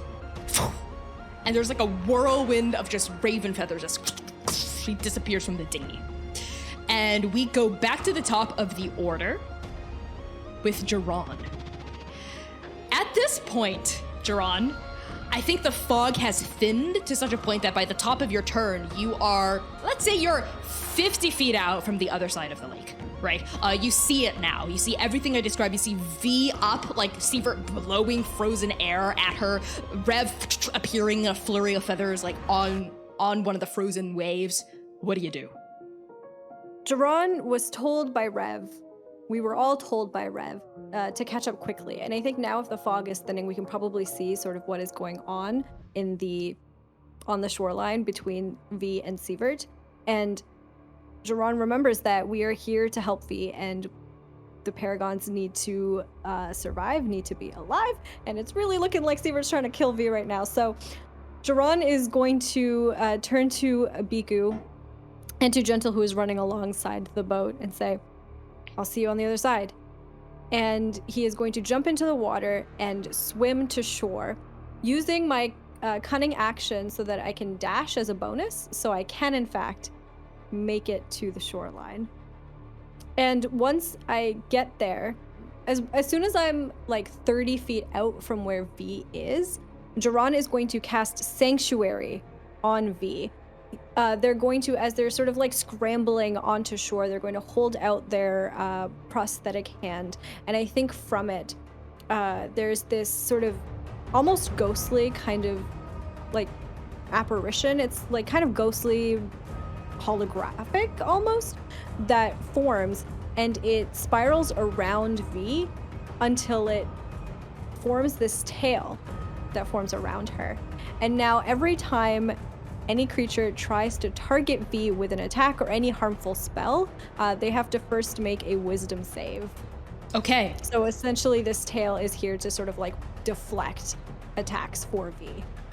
Okay, I really like that. Before we get that far, as you dive into the icy cold water in the dead of winter, I need you to make a con save. Okay, does it help that I'm resistant to cold damage at all? If we end up rolling damage. Okay, 18. Okay, yes, that will help. So you are going to take a total of 18 cold damage. So rounded down is 9. Yeah, 9. Okay. as like an icy shock just jolts through your system, and it's like all the air gets punched out of your lungs. You're Morozan, and you might have even like gone like ice swimming, you know what I mean? Like as a youth, but it's cold as hell. Like it is not a pleasant sensation, right? Like even if you're from here, especially in the middle of bear, right? Early bear. So you cut through the water, you throw out your prosthetic, this tail lashes around V, protecting her. And I think you're able to get onto the shore. Let me paint a clearer picture of what's happening here. Shore is perhaps a misnomer. There's no shoreline like there was on the other side. The waves just eventually freeze and like lurch up to like the bottom of the citadel, like freeze and like frozen like statues like up at the bottom of the citadel. And the cannons there are 3 of them just like perched on like the bottom of some of these frozen waves. And you can see like a couple of these Chromium Order soldiers have special things wrapped around their feet to help them like maneuver on the ice, right? Like they've got like claw treads wrapped around their boots. So Duran, by the end of your turn, you have scrambled up onto the shore and are sort of, I think it's very slippery here. Is there anything else you can do? I don't think so. I think that is all of my movement action bonus. Okay. At the end of your turn, Sievert is going to make like a claw gesture, right? As like V's still up there, like bearing down at him, and he just goes, fire! And at this point, the one remaining cannon, the one that shot out the fireball, goes off with a boom. And I need Duran to make a dex save. Of course, it's me. You did just come out of the water and try to protect me. I did do that. I got a 24. Okay, because of your evasion, you're fine. So a fireball launches out of the barrel and hurtles toward you, right? Tell me how you dodge it. The way that Duran dodges this fireball is these waves that are kind of like lurching up onto the citadel and frozen, I think he sort of like slides up one of them and like flips over the fireball and then lands back down onto the ground. Nice. I think you skid as you land back down, and the fireball, bam, splashes into the cold surf behind you, and an explosion of steam, right? Like, erupts up as like extreme heat meets extreme cold, and like the cannonball like fizzles out and like knocks a hole through the ice and just sinks toward the bottom of Nitbuza's Teardrop, and you skid and you slide along like the wet length of this ice, but you're fine. And next up is gonna be a Biku. All right, it's time. Biku looks at Gentle running on water. I will see you up there. You are fine? Yes? I'm a little tired, but yeah, I'll be okay. Oh, would you like a ride? No, I'm good. You're good. Don't worry about me. Okay. And just like looks in the bag. Sun, it's time. And takes out Sun's skull and is like, we should talk later. And just kind of lets it float there. And then it starts like moving forward as the body starts to form. And it keeps going and going and going as Sun has now made it to a large form, for we have trained long enough. And a Biku jumps on Sun's back and has a fly speed of 40 feet. And as we're flying, I'm like, okay, I'm going to jump and get that guy. You go get our cannon because that is ours. Like the one cannon that's still up? Yes. Okay. Yeah. Out loud, Sun lets out a like a earth-shattering like kind of roar now that like they're big and large, that like shakes and vibrates the air around them, and like several of the Chromium Order folks on the frozen waves freeze and they stare up and they go, what the? Look! And they're like pointing at Sun, who looks like a fucking skeletal drake, right? That should be extinct, just cutting through the air, right? Diving toward that cannon. And in your head, Abiku, I know, right? In your head, Abiku, you hear Sun's voice, which has matured a bit, I think, since we last heard them go. You got it, Abiku. That cannon is ours. And starts cutting down toward it. Do you jump off, Sun? Yeah, I'm going to when we get to the drop zone, I'm gonna jump off, shoot at this guy twice, and try and do like a dope hero roll, and Sun's gonna do stuff. Okay. I'm being extra as hell. I'm a ranger, okay? Awesome. I need to be extra. At the end of your speed, you get to the drop zone, right? Sun is close to colliding with the cannon, and you hop off of their back elegantly and make those attack rolls. Absolutely, we'll do that for you. Will 23 do it? Yes. So roll damage on that one. I will roll damage. I'm using favored foe. 18 damage on my first one. Okay. I've realized I said 2. I should just roll it all at once. I don't know if the second one hits. 19? That just hits, yes. So roll damage. And then another 14. Okay. So what does it look like as you tumble off of Sun and let these arrows fly? I think it's like I get up like on my haunches and jump and I grab like 3 or 4 arrows at once and just like let them fly, and then I 3-point land. I can roll for that if I need to roll the 3-point land. Don't worry about it. You look so badass. You do a 3-point like bam, right? And where do they pelt Sievert? I think just both arms, because he's like got this spear thing. He's like gesturing for this cannon. I just like get like in the shoulder, in this meaty area. Totally. He's a pretty big dude, still like a foot and a half shorter than you. But that means he's beefy because you're big, right? So he's beefy, and he like staggers a bit, and it looks like little like almost like toothpicks, right, coming out of like a big muscular dude. But that does make him stagger, and his cold eyes whip and fix on you. You, a Biku. Those are not your cannons. On the contrary, I think they are. Is that any way to repay the knowledge I gave you and your party not a few months earlier? Those are not your cannons. Let's agree to disagree. These cannons belong to the Chromium Order. No. I'm sure they have names. The one on the shore belongs to Captain Lua. I didn't read that one yet. He like breathes out like this like frosty, annoyed, frustrated, irritated like breath just comes out of his nostrils and like ripples his whiskers. Is that the end of your turn, Abiku? Sun gets to go next, right? Yeah, Sun gets to go next. I'm good. Okay, so Sun's gonna attack the cannon? Yes, I will roll for Sun. Let me pull up Sun stats. Synthetic 20. Synthetic 20. Roll damage, but Sun is gonna take some damage as well. 12 damage. Okay, I think Sun, because these cannons are on like 2 huge wheels that as you get closer, you see have been studded with spikes to help them gain traction over the ice. So I think Sun is able to destroy the wheels to prevent them from turning or moving as they like, how does Sun do it? Do they use their claws? Do they use their tail? I think they land and like everyone, like all these people have been kind of like, oh shit. And so they just like do like a big like tail swipe at the cannon as people are like stunned and out of the way. Yeah, wood and metal splinters just go flying, and a couple of them I think slash up against Sun, who lets out a right as they like take some of this like explosion coming at them, and Sun will take 17 points of slashing damage from like ambient steel and wood bits just flying everywhere at their face and scales and whatnot. I have a new thing. I can use my reaction to give Sun resistance to like a source of damage, and they can do the same thing for me. So I will use my reaction. So you see like these splinters fly up, and I think what happens is like for like a split second there's like you see like scales form on Sun, and that's where they hit, and that gives them the resistance and they go away. So it's only 8 points of damage, right? Like as like you you protect Sun from this onslaught of like wood and steel.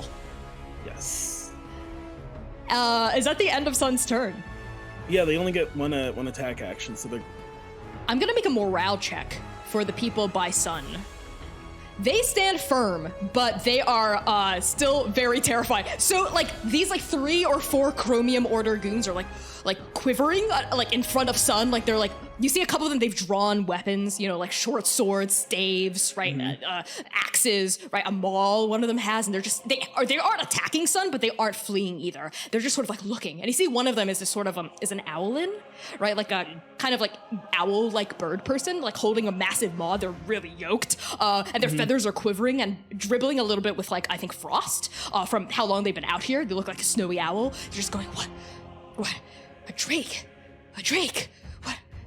How? But that's impossible. How? You know, and like they're all just like muttering like in fear and terror, like up at Sun, like who also is like an undead drake, right? So that's like an extra level of scary. Okay. So at the end of your turn, Sievert, who has staggered, I think, from the arrows coming out of his body, like takes a few steps back, like still sort of like gauging V, who's up in the air with like careful, narrowed, like blue eyes, and just sort of like lets out a derisive snort up at you, V. I should have known you'd come crawling here to the Chromium Order.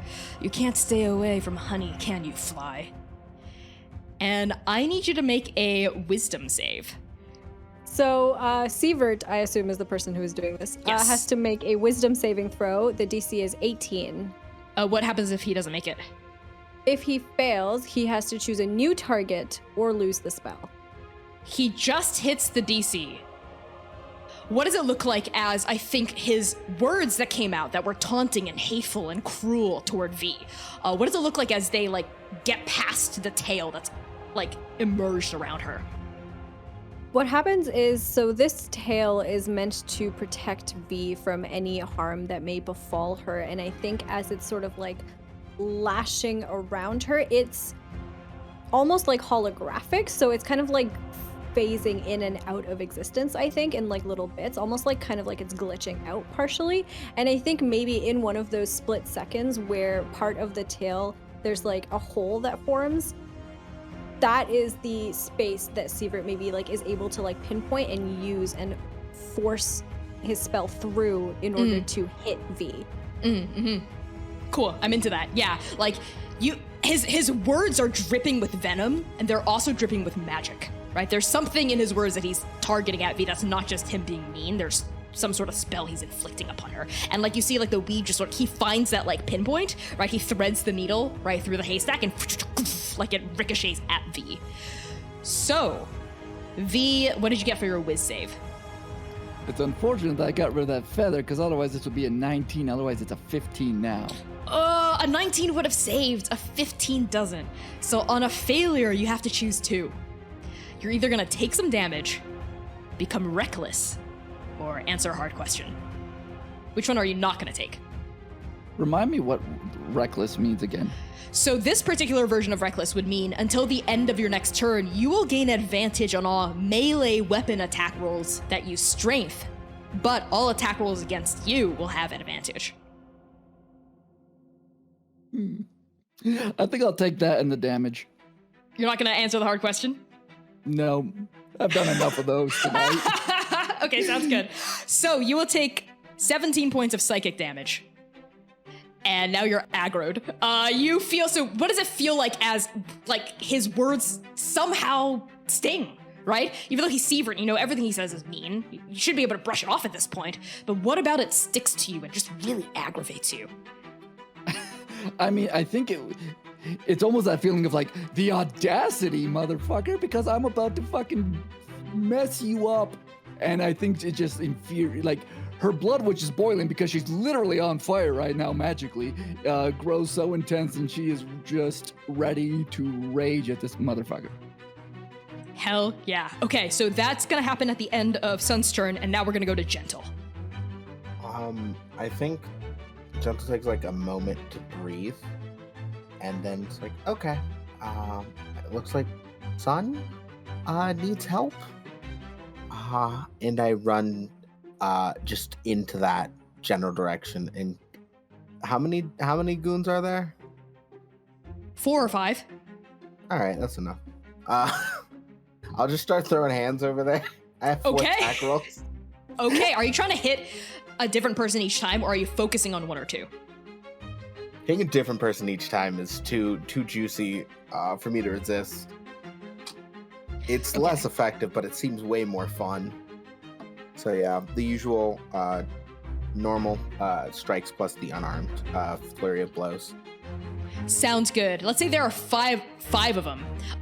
There's the Owlin with the maul. I'm just gonna call them by what they're wielding: short sword, staff, axe, and longsword. So, who are you leaving out in your flurry of blows? I'm gonna leave staff out of it. I'm not worried about staff. Gentle, you see that staff looks like perhaps a new recruit. They're like gripping onto like the wood of this like stick with like trembling hands, especially looking up at sun, and it looks like their morale might break the easiest. So you're like, I'll spare this guy. This person probably isn't gonna hit me too hard. So make 4 attack rolls. Okay. 29, 21, 16, and 12. All of them except the 12 would hit, but the new way that I'm doing attack rolls is the 12 is still gonna deal damage. You're just gonna get hit back by the person that you smacked with the 12. So who are you gonna deal the 12 to? Short sword. Sounds good. So roll damage. Oh boy. Okay. Jeez. 36. Let's say axe and longsword go down. So tell me what it looks like as you're just like, you're doing your monk shit. Tell me what it looks like. I think it was very much, you mentioned there being sort of a little lift as the ice freezes over. I think it was Gentle running in, almost hitting that like lift like a ramp and like just sort of landing in the middle of them with a very like Jackie Chan like, I don't want to have to do this, but I gotta. And there's like it's like they all charge at you, right? Like the like massive Owlin with the maul, right? Someone with a long sword, an axe, short sword. Exactly, and it was just like a series of like duck dodging, punching, elbows, and like one well-placed like knee, and just being like, sorry, at the end of it. Yeah, after this like exchange of like furious blows, you dodge every single one of their attacks. Like they're like slashing at you from all sides, but you dodge, you weave, you flip, you turn, you twist, and then you bam, bam, bam, bam, bam. There's like a moment of silence as like they all pause, right? And then axe and longsword crumple to the ground, knocked out. I'm assuming these are non-lethal, right? Unless of course. I'm just assuming that. Okay, okay, cool. Axe and longsword crumple, and Maul, this Owlin, is like really bruised. You see like concave parts of their feathers where you've punched them real hard, right? Staff is still holding there, hasn't done anything, is like quivering in fear, and short sword is still up. And I think you notice that she's cut you, right? You didn't even notice it in the fight, but like now that there's like a pause, you see a flesh wound open up. Where is it? I think at the side. That'll be fun. She deals you a very vicious 4 points of slashing damage on the side. It's just like a red line right there. Do you fight people a lot? And like she like charges at you again, right, with like the Owlin, and now staff is also like going in with the staff. Is that the end of your turn? Yes. Sounds good. Yeah, two of them are down, and you're up against 3. You feel pretty good about how this is gonna go. And now we are gonna go to V. Where is Siebert in relation to the cannons and everybody else right now? He's in the middle of it. He's not close to Gentle. He's sort of like between, let's say like the upright cannon is by where Gentle is. Now it only has wheels destroyed. The rest of it is fine. And the 2 fucked up cannons, there's one to the far left and one in the middle. And he's by the one in the middle. Sweet. Just mechanically saying, I'm going to sacrifice a level 1 spell slot to give me 2 more sorcery points, which I'm going to use up to use Quicken Spell, so that as V just is hurling herself to the ground, lands right next to Siebert, hard on the ground, and casts a level 9 fireball, emitting from her to take us both. Level 9? Yep. Oh, sorry, not level 9. Sorry. No, I don't think you have a level 9. Level 7. A level 7 spell slot. It was my most highest one. I was getting greedy. He counterspells you.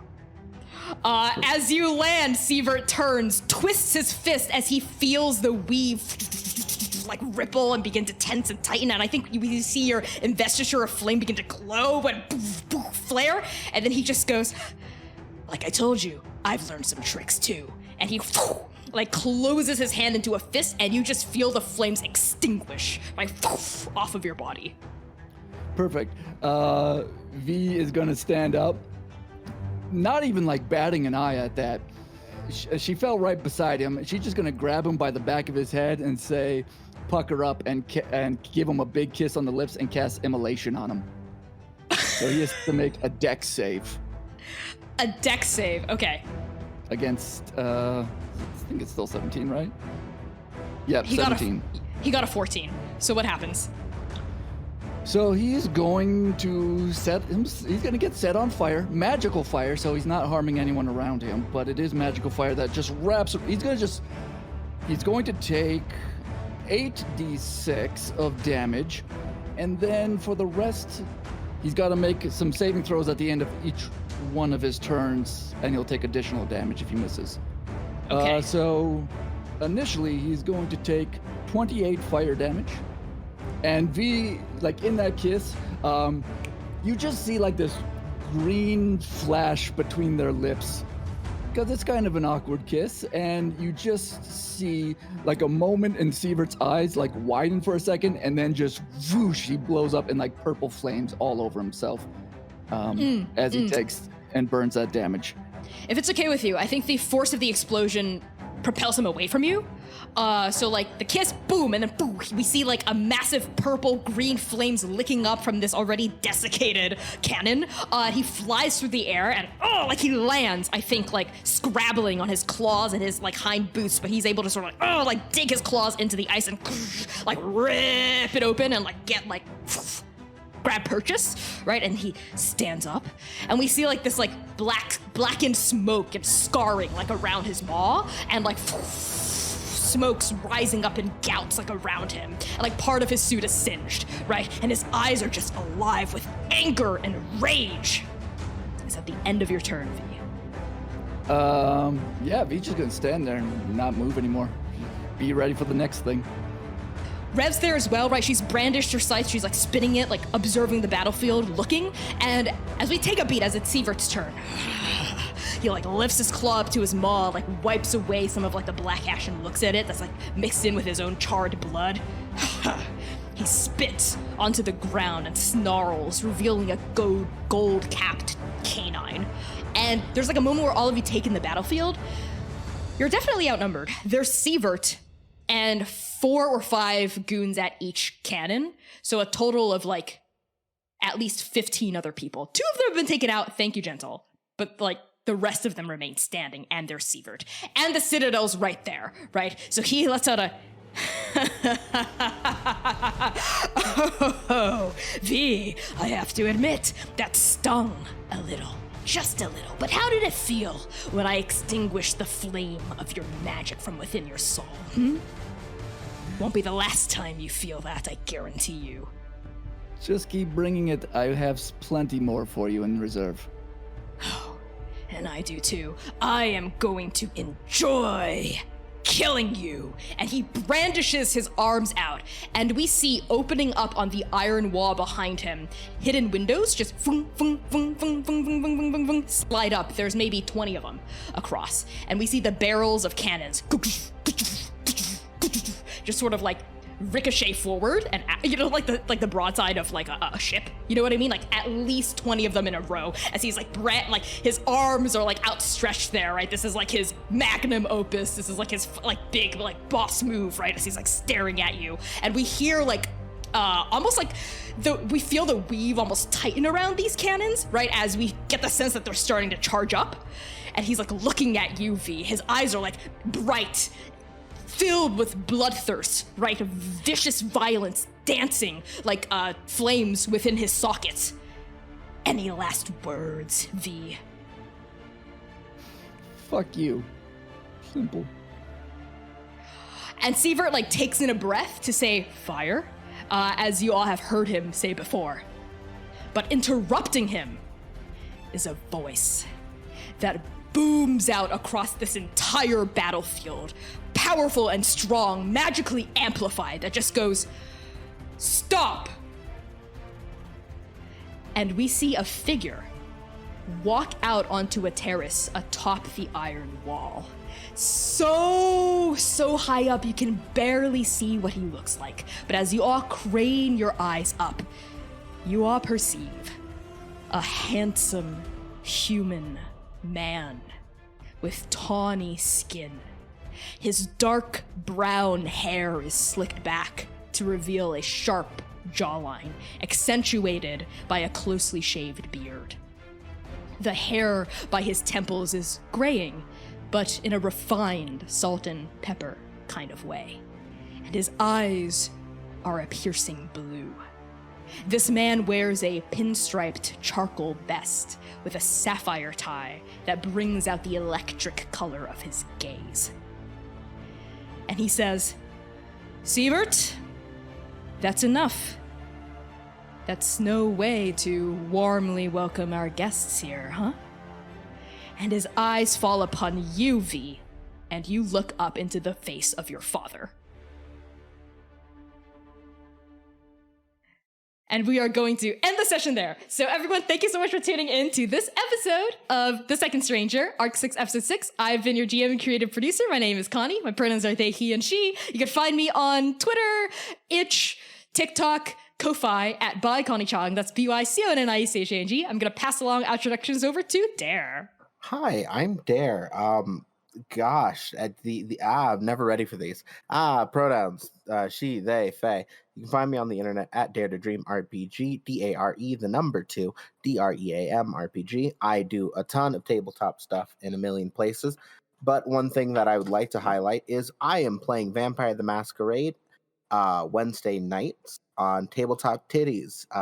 It sounds just like it is. It is a show full of people of marginalized genders, and I am a hot vampire, and yeah, it's the best. I'm going to throw this down to Erica.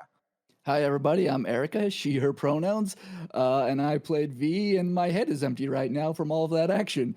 You can catch me at Erica Newgirl everywhere I exist on social media. Come check me out. I'm a streamer here on Twitch. I play a variety of things. I guarantee we'll have some good laughs, though. I'm going to pass it on to Humna. Hello, everyone. My name is Humna. I use any and all pronouns, and I am a TTRPG performer. You can find me on Twitter at @shahid_, where I talk about all of the different projects I'm a part of. So if you like what I do, you should follow me there. And I will pass it along to Austin. Hey, everybody. My name is Austin. My pronouns are he, they, she. I am a game designer. I'm a game and narrative designer. I do both of those things. And TTRPG performer. You can find me on Twitter at SailorScott Austin. It's at Sailor SCT Austin. Hit me up on there to see what I'm up to when this comes out. Heck yeah. But that's been our show. We're going to be raiding someone really awesome right now, no doubt. If you like their stuff, give them a follow. Either way, use the raid command in chat. The raid message. If you can't stick around, say Transplanar sent you, rep the brand, and say hello in chat. We love you so much. We will see you next Saturday for the Jukai group's next session. We stream Saturdays at 7 U.S. Central Time, 5 p.m. Pacific, 8 p.m. Eastern. See you later. See you next week. Peace out.